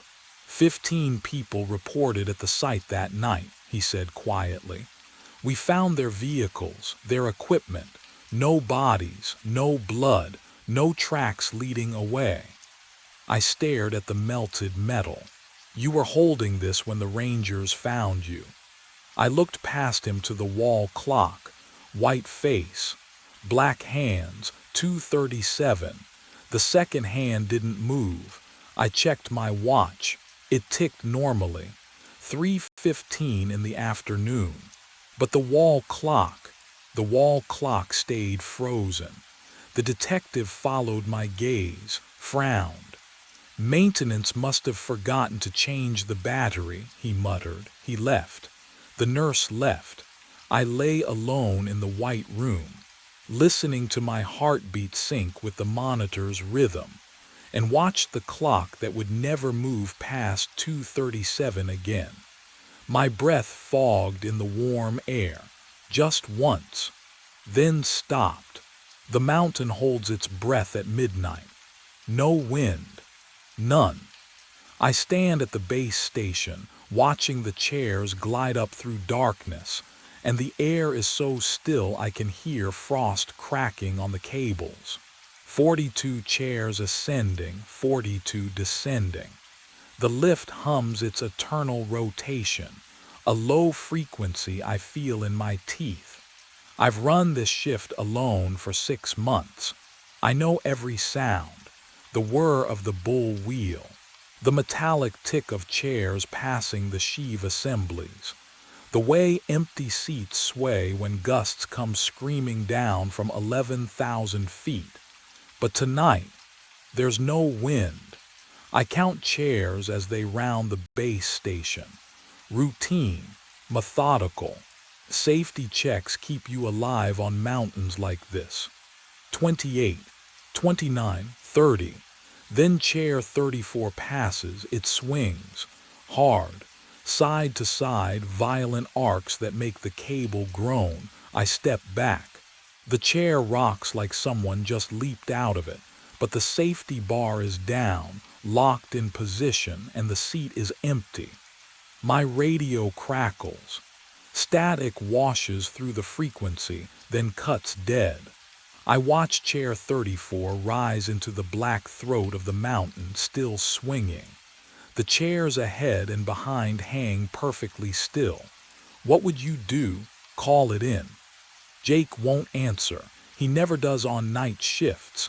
The lift hums. The frost breathes. The air smells wrong, not pine and ice, but something metallic. Copper. I lift my radio, press the button. Base to top station. Do you copy? The static returns. But underneath it, something else. A rhythm like breathing. Chair 34 reaches the darkness where my sight ends, and I realize the safety bar is moving. Lifting. On its own. I pulled up the security feed from the top station. The monitor's glow turned my hands corpse blue as I rewound the footage. 12:15, 12:16. The lift hummed through the speakers, a low mechanical drone that made my teeth ache. Empty chairs cycled past the camera in rhythmic silence. 28, 29, 30, 12:17. Chair 34 entered the frame, empty. Safety bar down, and then nothing. The screen flickered. Static rolled across the timestamp. When the image stabilized, the numbers read 12:19. I stopped breathing. 2 minutes, just gone. I rewound again. Watched chair 34 arrive at 12:17. Watched the timestamp stutter and jump. No glitch lines. No visual corruption. The footage simply ceased to exist for 120 seconds. What would you do if time itself refused to record something? My breath fogged the monitor as I leaned closer. The chair sat motionless in frame during that frozen instant at 12:17. But when the feed resumed at 12:19, the camera angle had shifted. Not much. Maybe half an inch to the left. Like someone had bumped the mounting bracket, or leaned against it. The base lodge felt smaller suddenly. The walls pressed in. The space heater rattled behind me, struggling against the cold seeping through the window seals. I was the only living thing on this mountain until 4 in the morning. The only one who could have touched that camera, except I'd been down here the entire shift. I scrolled forward through the feed.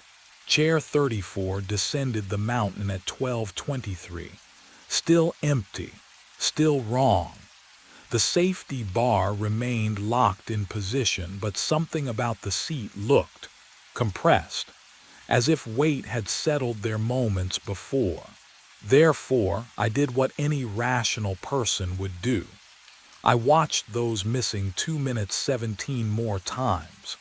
The answer never changed, but with each replay, the camera angle seemed to shift just a little bit more. My hands shook as I reached for the phone. Jake would know what to do.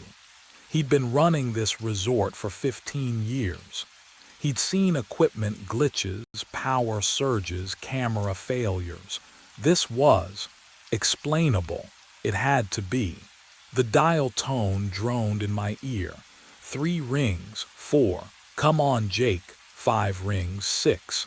Then his voice pre-recorded flat. You've reached Jake Torrance. Leave a message. The beep never came. Instead, a robotic monotone. Mailbox full. I pulled the phone from my ear and stared at it. Jake's voicemail was never full. He barely got calls. Most communication went through the resort radio or the staff app. I'd left him maybe 3 messages in 2 years. I dialed again. Same result. Mailbox full. The base lodge walls seemed to press inward. The space heater rattled in the corner, but the cold air wrapped around my shoulders like wet fabric. I checked my watch. 12:43 a.m. 4 hours and 17 minutes until my shift ended. 4 hours alone on this mountain with a chair that moved by itself and 2 minutes of footage that didn't exist. Have you ever been truly alone? Not just by yourself, but cut off. No help coming, no voice on the other end. The lift cable hummed outside, rhythmic and indifferent. I walked to the window. Chairs glided past in their endless procession, dark silhouettes against darker sky. 29, 30, 31, 34 swung into view. I pressed my face to the glass, breath fogging the pain. The seat was angled toward me, and across the black vinyl, frost, white lines, deliberate, geometric. Not random ice crystals. Letters.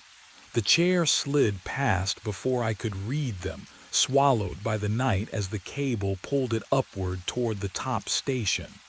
My pulse hammered in my throat. Frost didn't form words. Condensation didn't spell. But something on that chair wanted me to know its name. I grabbed my flashlight and stepped into the loading zone. The chair swung around the bullwheel, metal squealing against the cold. Chair 33.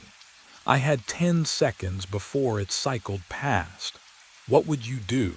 Stay safe in the lodge or chase answers up a mountain that didn't want to give them? I swung onto the seat.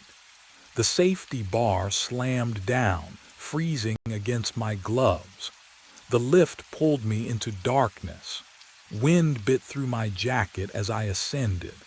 Below, the base lodge shrank to a single yellow square. Above, nothing but stars and cable hum. Chair 34 hung 6 lengths ahead, swaying in perfect rhythm. 1 swing left, 1 swing right. I pressed my hand to my chest. My heartbeat matched it exactly. Thump, swing, thump, swing. The mountain pressed closer. Trees became black fingers reaching from the slope. I should have felt the altitude by now, that hollow thinness in my lungs, but the air tasted wrong, too warm, like breath on a mirror. Halfway up, the cable shuddered. Chair 34 stopped swaying. Something was sitting in it. I couldn't look away. A figure, hunched forward. Dark ski patrol jacket with the reflective stripe across the shoulders. My stripe. I lost that jacket 3 years ago during equipment inventory. Wrote it off as misplaced. The figure's head began to turn. Slowly, too slowly, my throat closed. I wanted to scream, to leap from the chair, but my body locked in place. The cable groaned, pulling me closer. 20 feet, 15. The face rotated into moonlight, and I saw. My chair slammed into the platform. I stumbled off, legs barely catching me. The machinery groaned overhead, cables grinding through pulleys in their endless circuit. Chair 34 swung past the arrival gate. Empty now, I lunged, grabbed the cold metal frame before it could cycle back down the mountain.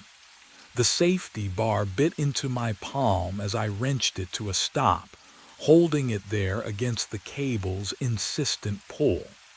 The chair swayed in my grip, but something was wrong. Heat. The seat radiated warmth against my other hand, the kind of warmth that comes from a living body. I jerked back, breath misting in the frigid air. 11,000 feet up, temperature well below freezing, and this chair felt like someone had just stood up from it. How long does body heat linger in metal?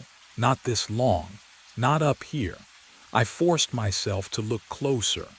The overhead light buzzed, casting yellow shadows across the chair. Something was clipped to the safety bar. A radio.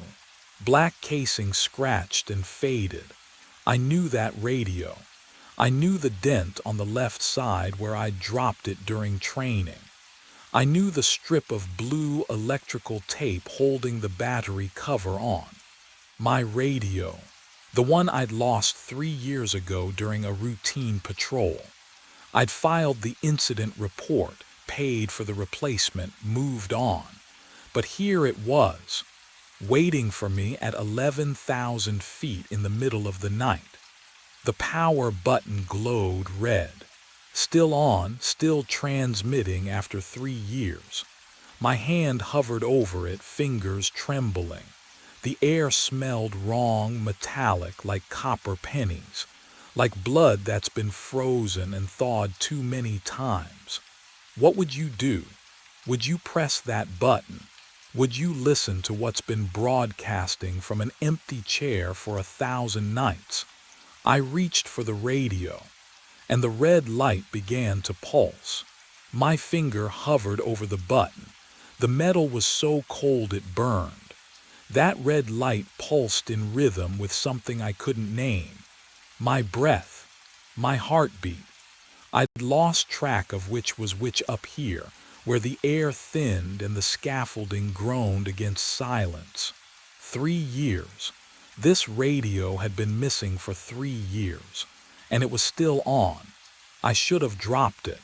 Should have let chair 34 swing back down into darkness and never looked back. But you know what it's like, don't you? When something impossible demands an answer. When turning away feels more dangerous than facing it. My thumb pressed down. Static erupted. Not the gentle hiss of dead air, but something alive. Something clawing its way through frequencies. The speaker crackled, popped then, settled into a low rumble that vibrated against my palm. Then came the voice, my voice. Stop running the lift. The words were mine, the cadence, the slight catch on the R in running that I'd never been able to shake. But the tone sat wrong, flatter, emptier, like someone had scooped out everything human and left only the shell of sound. I fell from chair 34 3 years ago. My knees buckled. The platform's metal grating bit through my pants. I clutched the radio with both hands now, pulling it close even as every instinct screamed to hurl it into the abyss. They never found my body. Oh God, I am still falling. The static swelled. Underneath it, I heard wind. Not the wind up here on the platform, but a deeper howl, the sound of terminal velocity, of air rushing past at speeds that stripped skin from bone. At 2:14 a.m. I land. My watch. I needed to see my watch, but my hands wouldn't move. They gripped that radio like it was the only real thing left in the world. Do not be here when I land. The transmission cut. Just stopped. The red light blinked twice, then went dark. The radio's weight felt wrong now, too light, as if whatever had occupied it had already moved on. I forced my wrist up. The watch face glowed pale green in the darkness. 2:11 a.m. 3 minutes. The cable overhead began to sing, a high, thin note that didn't belong to wind or machinery. Below me, somewhere in that vast black throat of mountain night, something was accelerating toward the ground, toward me.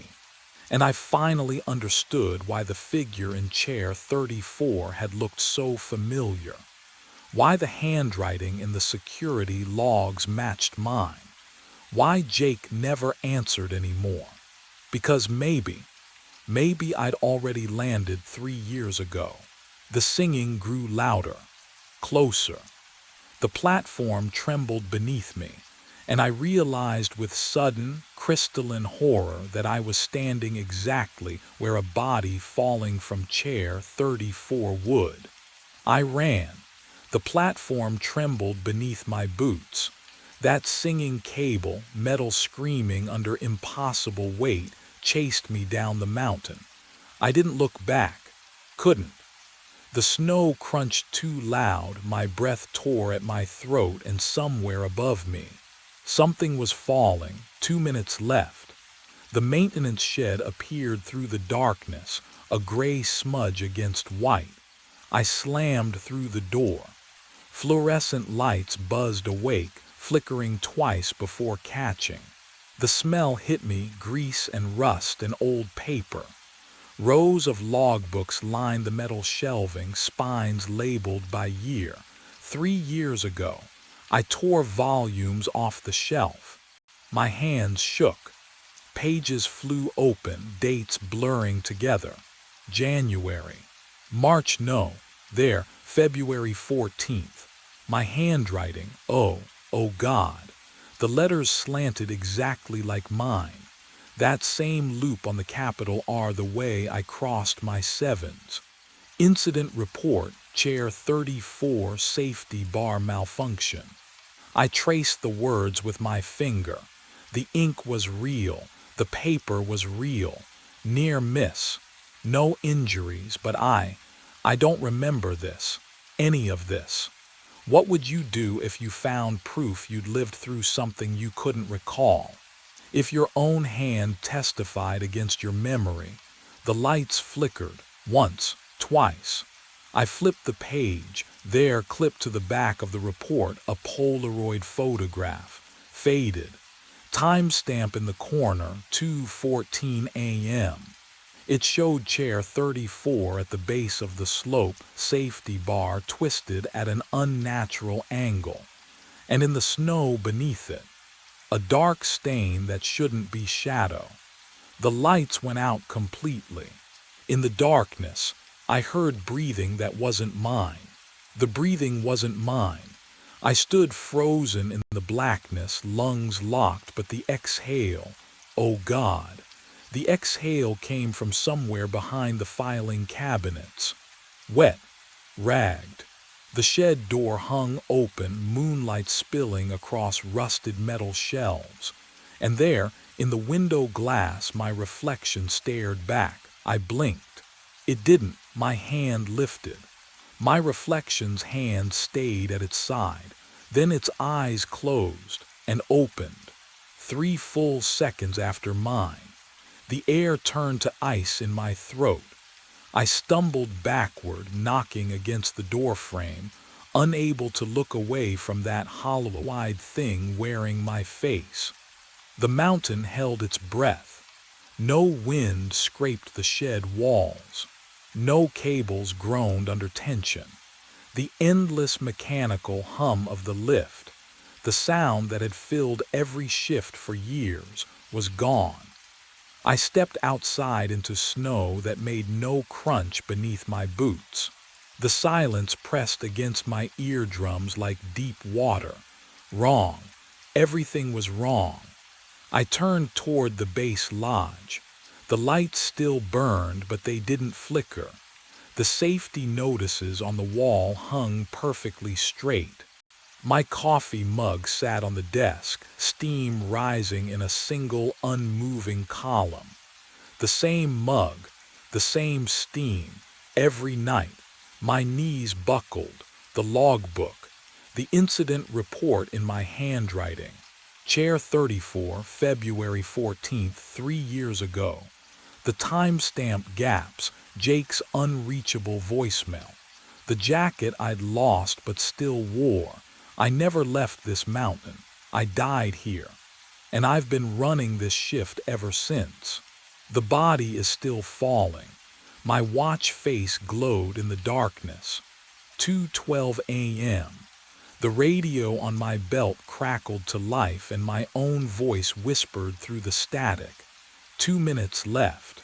I run 2:13 a.m. My boots tear through snow toward the base lodge. The radio still crackles in my hand. My voice leaking from its speaker. I fell. I'm still falling. The lodge sits 50 yards downslope, so close. But the snow pulls against each step like wet cement. My legs pump harder. The distance doesn't shrink. Above me the cable shrieks, metal on metal.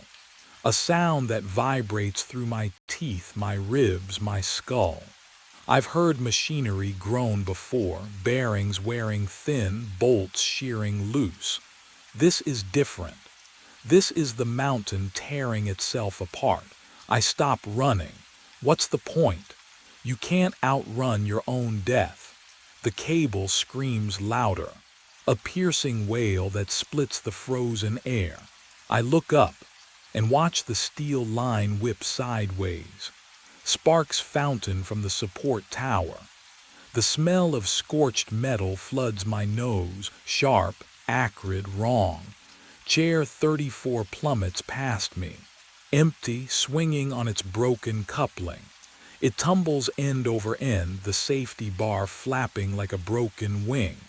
I watch it fall, watch it disappear into the darkness below.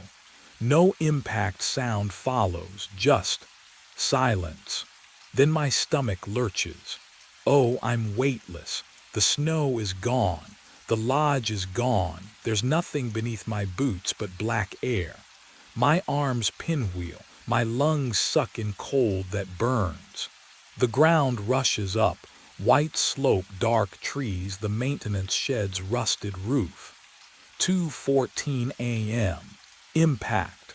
My vision shatters into fragments, pain everywhere and nowhere. I try to scream, but my lungs are collapsed, my ribs are splinters, my darkness, complete, total, the kind of dark that erases thought. Then, a hum, familiar, mechanical. The lift motor turning over, starting its cycle. And I'm still here. I woke to cold metal pressing into my spine.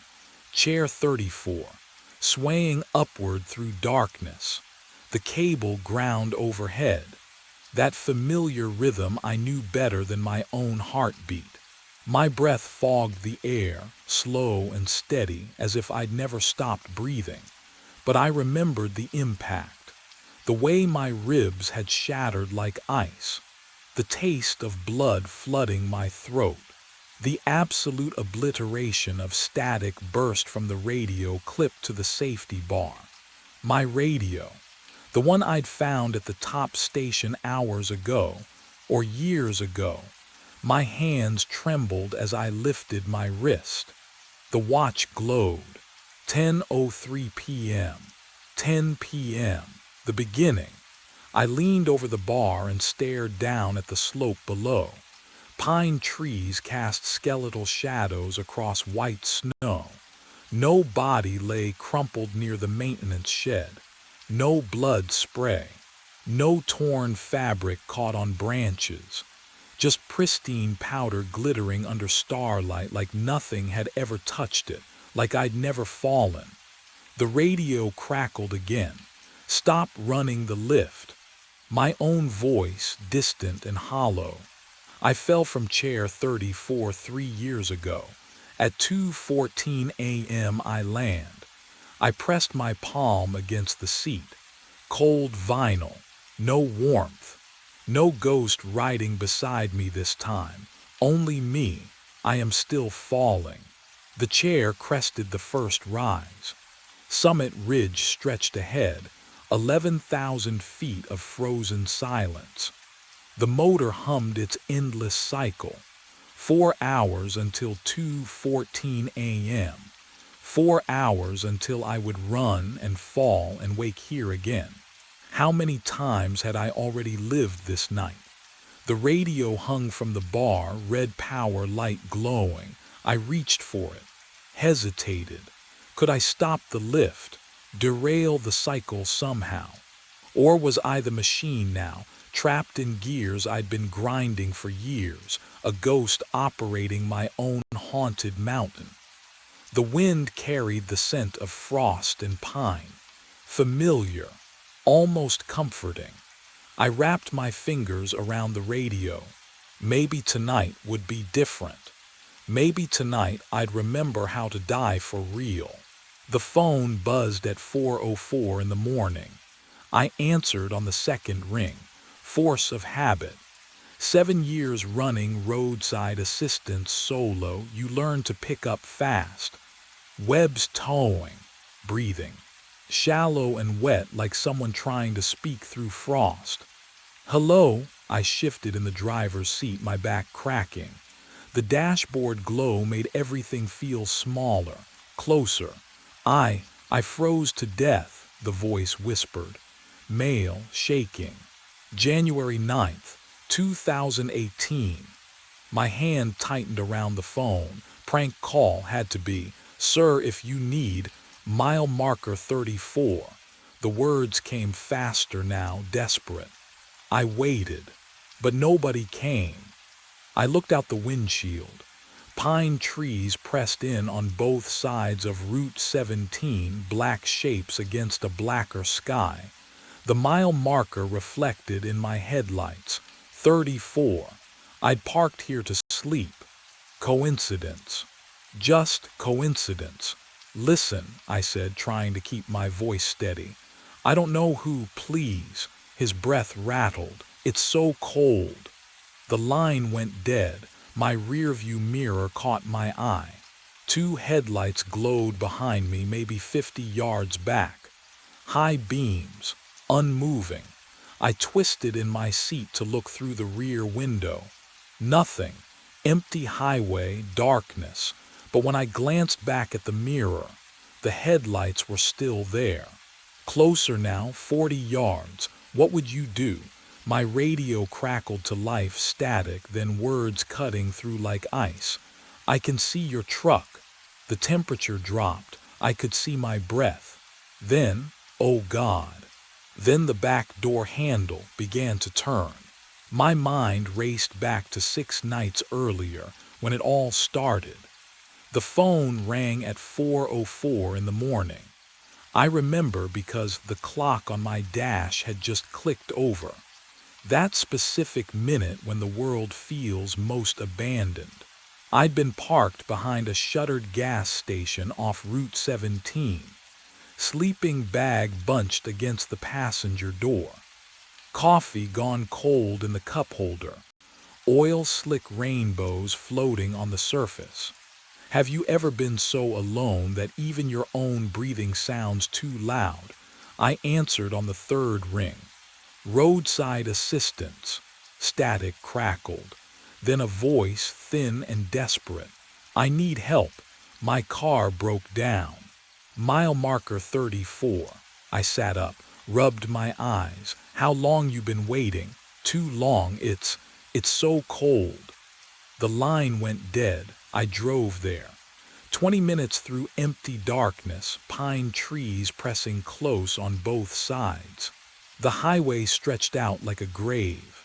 When I reached mile marker 34, I slowed, flipped on my spots. Nothing. No car, no tire tracks, no person shivering in the ditch. I radioed in. Wrong location, probably. Prank call. Drunk kid with nothing better to do. But the smell lingered in my cab, something sharp and metallic like winter air forced through a heating vent. The next night, 4:04 again, the phone rang.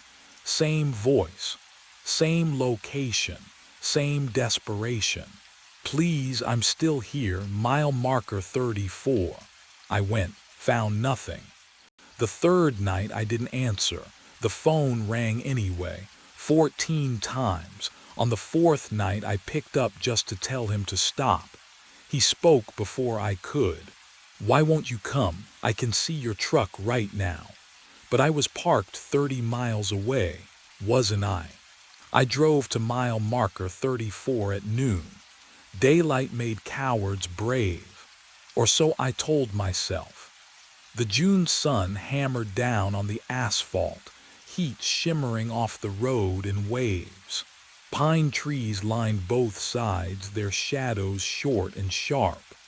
I pulled onto the shoulder where I'd stopped 4 times in 4 nights, finding nothing. But this time I saw them. Tire tracks, not fresh. Deep grooves pressed into the asphalt itself, as if the weight of a vehicle had melted through the surface. I stepped out of my truck, the heat hitting me like a physical thing. Sweat formed immediately on my neck. The smell of hot pine resin hung thick in the air. I knelt beside the tracks, ran my fingers along the grooves.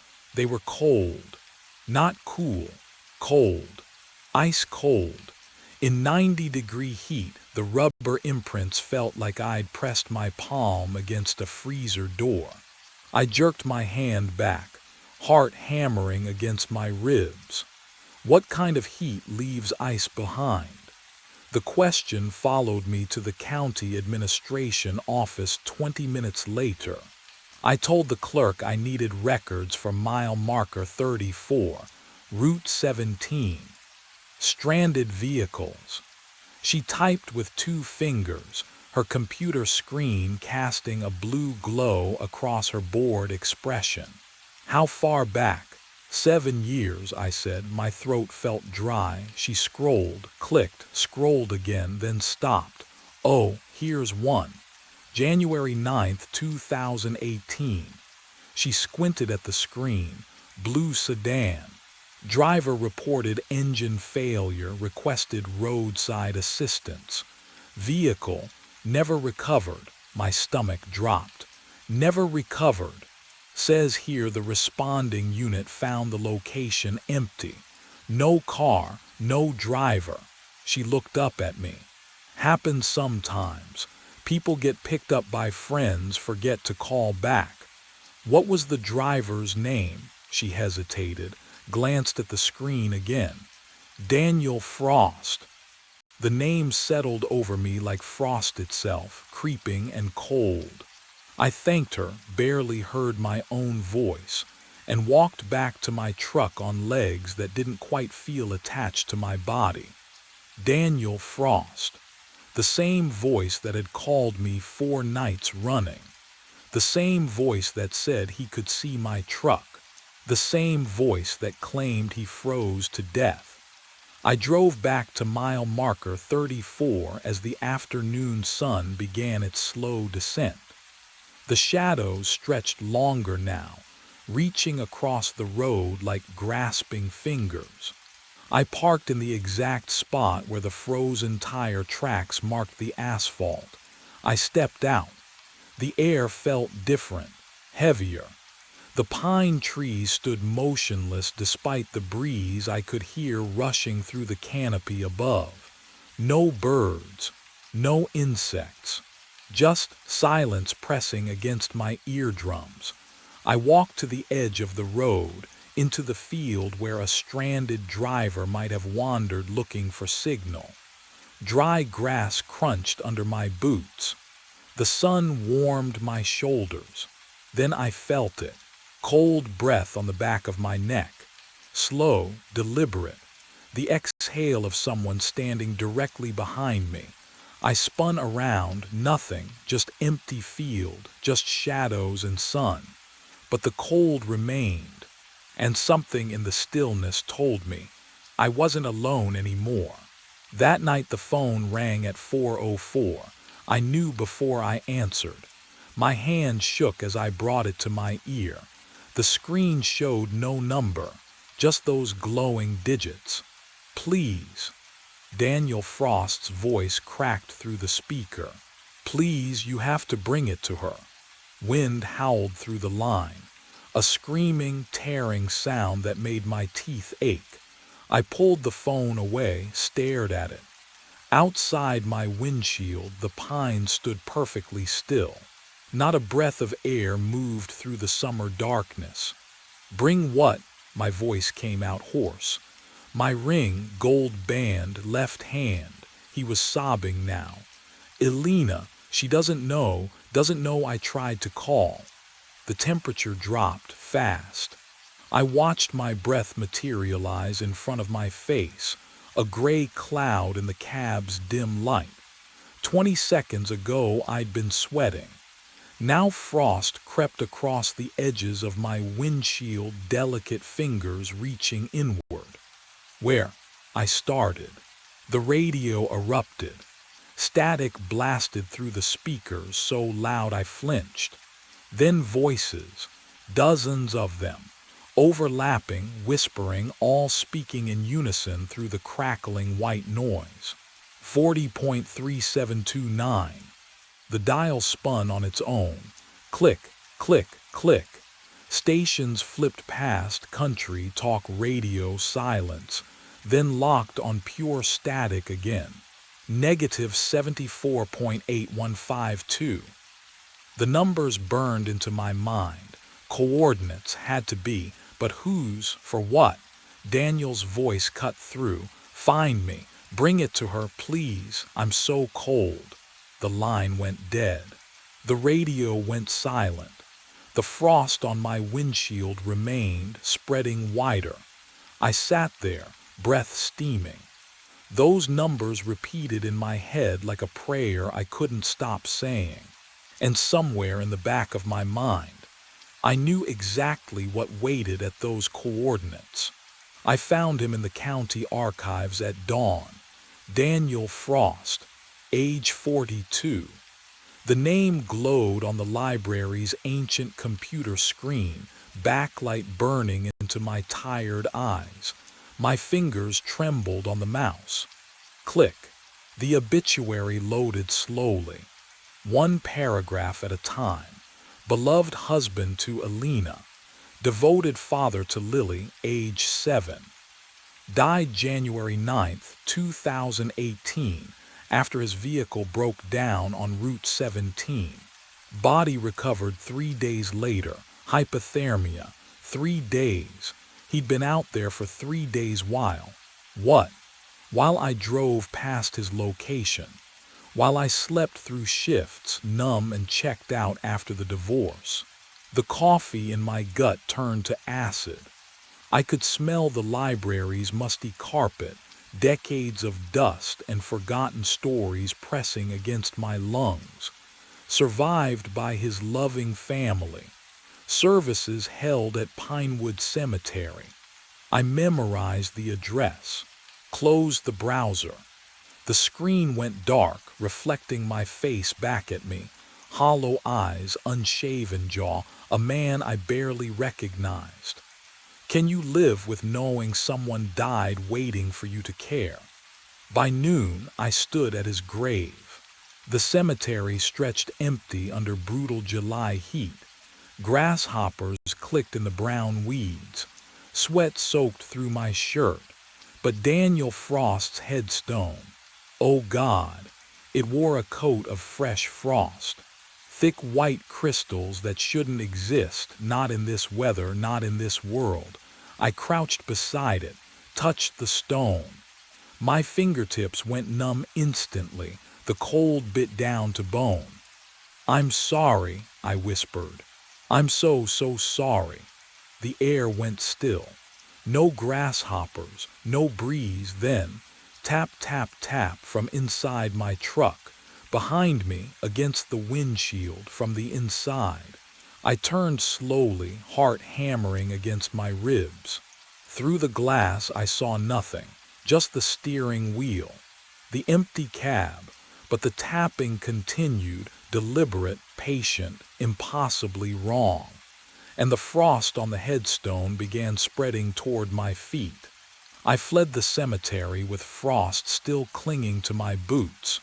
That night they appeared, headlights in my rearview mirror, two pale orbs floating a quarter-mile back, steady as a heartbeat.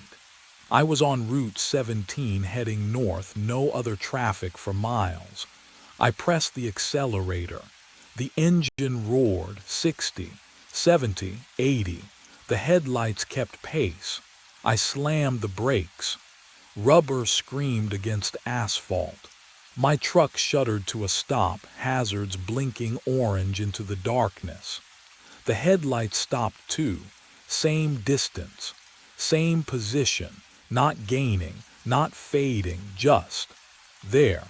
I threw the truck into reverse, tires smoking as I hurtled backward down the empty highway. The headlights reversed with me, maintaining that impossible fixed distance like we were tethered by invisible wire. My hands shook on the wheel. What would you do?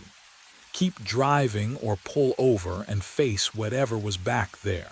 I didn't have the courage to find out.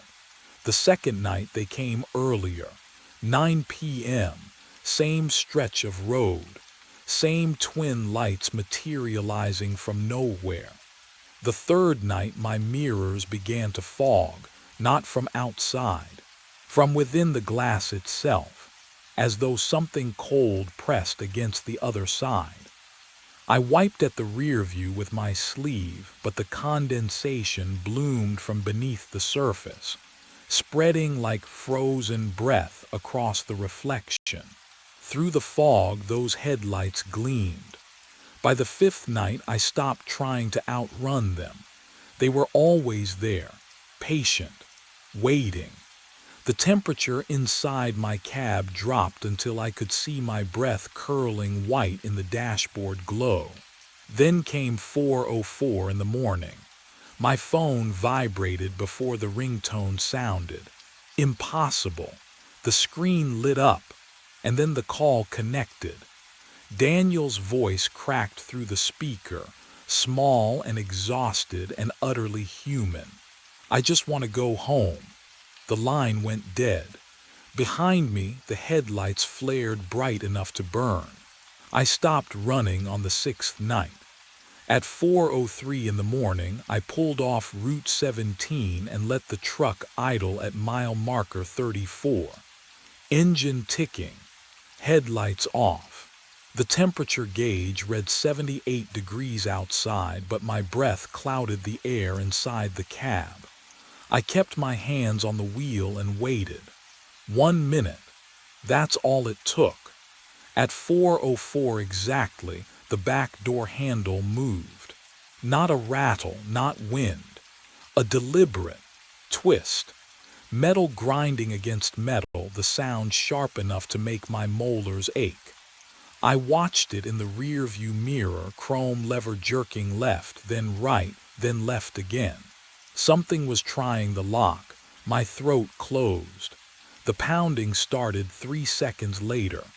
Boom, boom, boom, heavy, methodical, fists, or something like fists, hammering the truck bed directly behind my head. The whole cab shook with each impact. I gripped the steering wheel hard enough that my knuckles went white, but I didn't move. Didn't turn around. What would you do?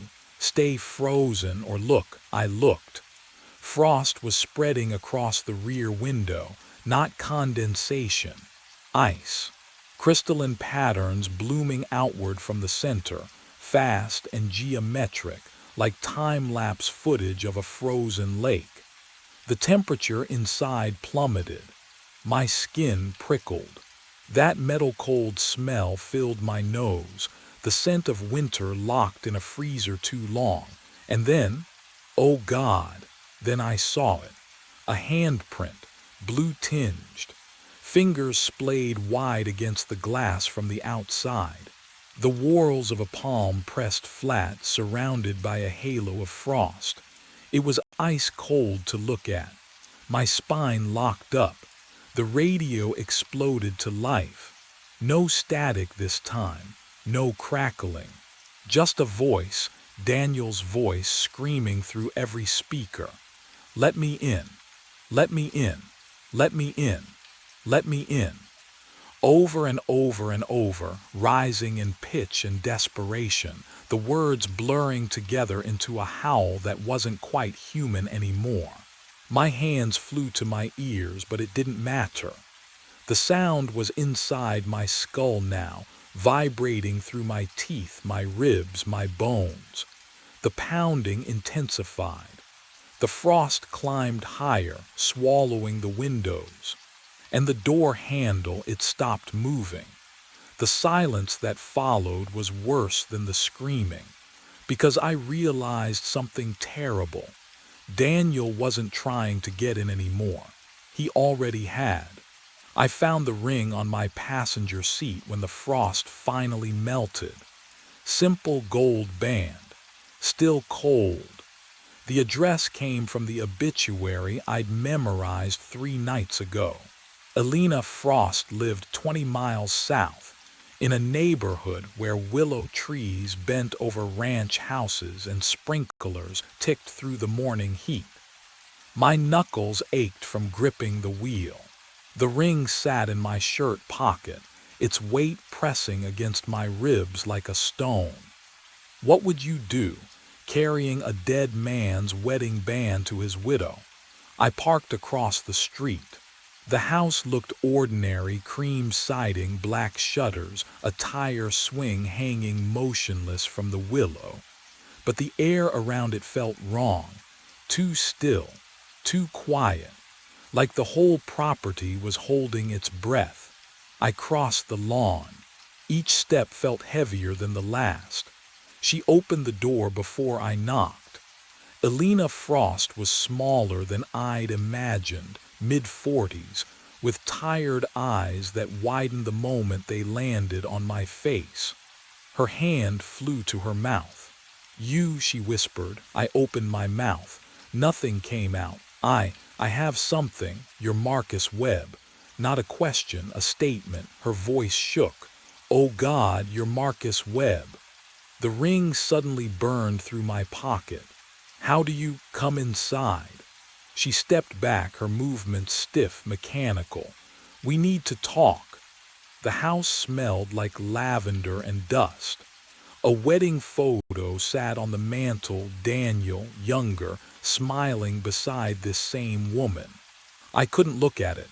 Elena sat across from me, hands folded so tight her knuckles whitened. January 9th, 2018.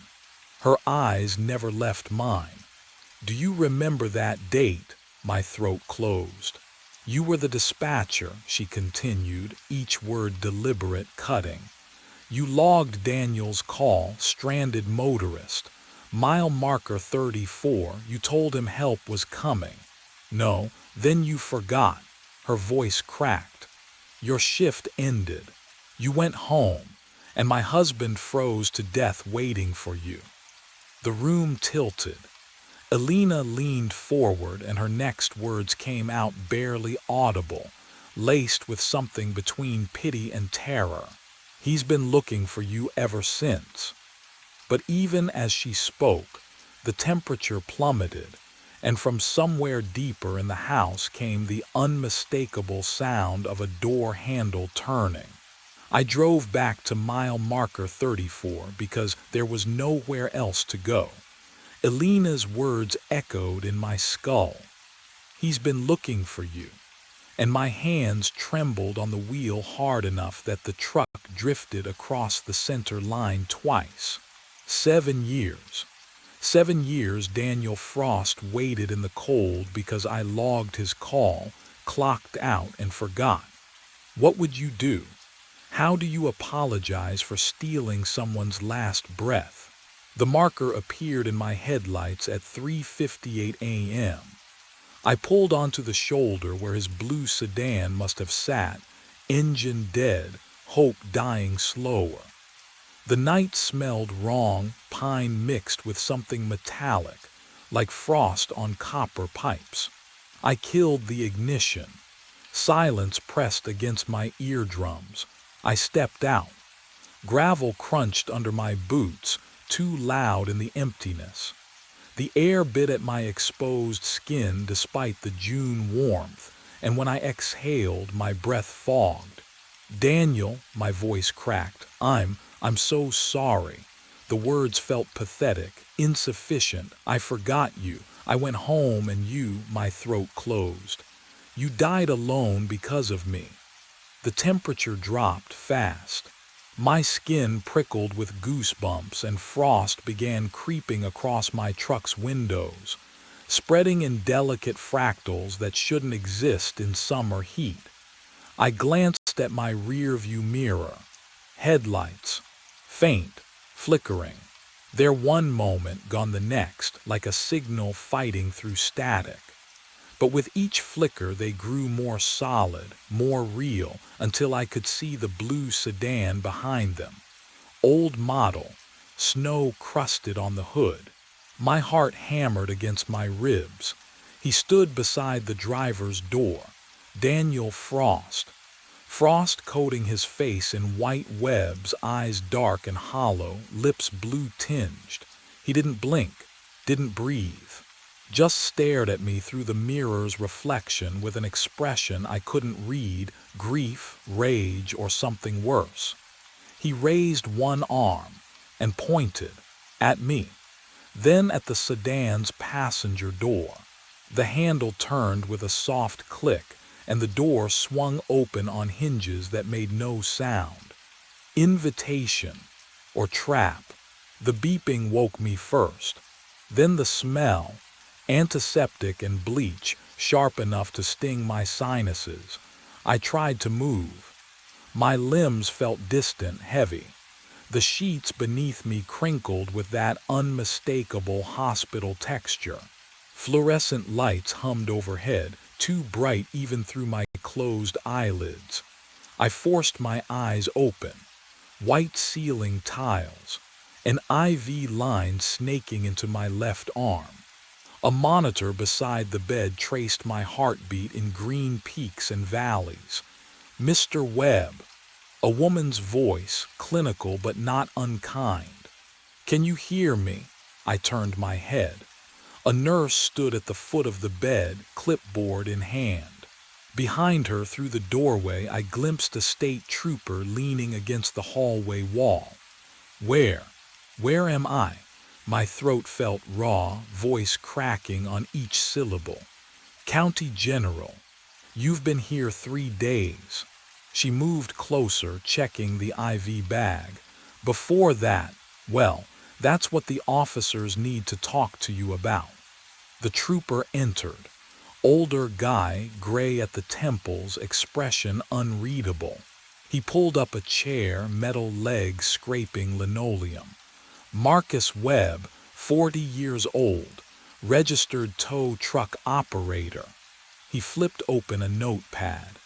We found your truck at mile marker 34 on Route 17. Engine running. Doors locked from the inside. I swallowed. My mouth tasted like copper. When? I managed. 7 days ago. 7. What would you do if someone told you a week of your life just vanished? That time folded over itself and swallowed you whole. That's impossible, I whispered. The interior was frozen solid, he continued, ignoring my protest. In late June, ice coating every surface. Your body temperature was 79 degrees when paramedics pulled you out. Doctor said another hour and he let the sentence hang. The cold. Oh God, the cold. I felt it now bone deep, like it had burrowed into my marrow and nested there. No amount of heated blankets could touch it. Do you remember anything? The the trooper asked. I remembered the open door, Daniel's frost-covered face, the invitation, or was it a demand? I remembered reaching for the handle. I I went to apologize. My voice sounded hollow even to me. At mile marker 34, there was someone I needed to tell I was sorry. The trooper exchanged a glance with the nurse. She excused herself quietly. Mr. Webb, there was nobody else at the scene, just you, locked inside your truck. He leaned forward. But we did find something unusual. He produced an evidence bag. Inside it, my phone. 47 outgoing calls logged in your phone history, all to roadside assistance dispatch, all placed at 4:04 in the morning. He paused, watching my face. All timestamped January 9th, 2018. The room tilted. I gripped the bed rail. That's not possible. Phone company confirmed it. They can't explain it either. He stood, tucking the notepad into his belt. You're not under arrest, Mr. Webb, but you need to stay in town. We'll have more questions. He left. The door clicked shut. I was alone with the beeping monitor and the smell of antiseptic and the cold that wouldn't leave. Across from the bed hung a small mirror, the kind hospitals use so patients can check their appearance. I didn't want to look. Every instinct screamed not to look, but I did. My reflection stared back, pale and hollow-eyed, and behind me in the darkened glass, two headlights, steady, unblinking, keeping their distance but never fading. I closed my eyes, opened them. The lights remained. They followed me out of the hospital the next day, in the chrome of the elevator doors, in the window of the taxi, in every reflective surface I passed. I never made it home. How could I? I don't think I have one anymore, because now I understand. Daniel spent 7 years trapped at mile marker 34, calling for help that never came, waiting, freezing, alone. Now it's my turn to wait. The clock reads 4:03. My phone will ring in 60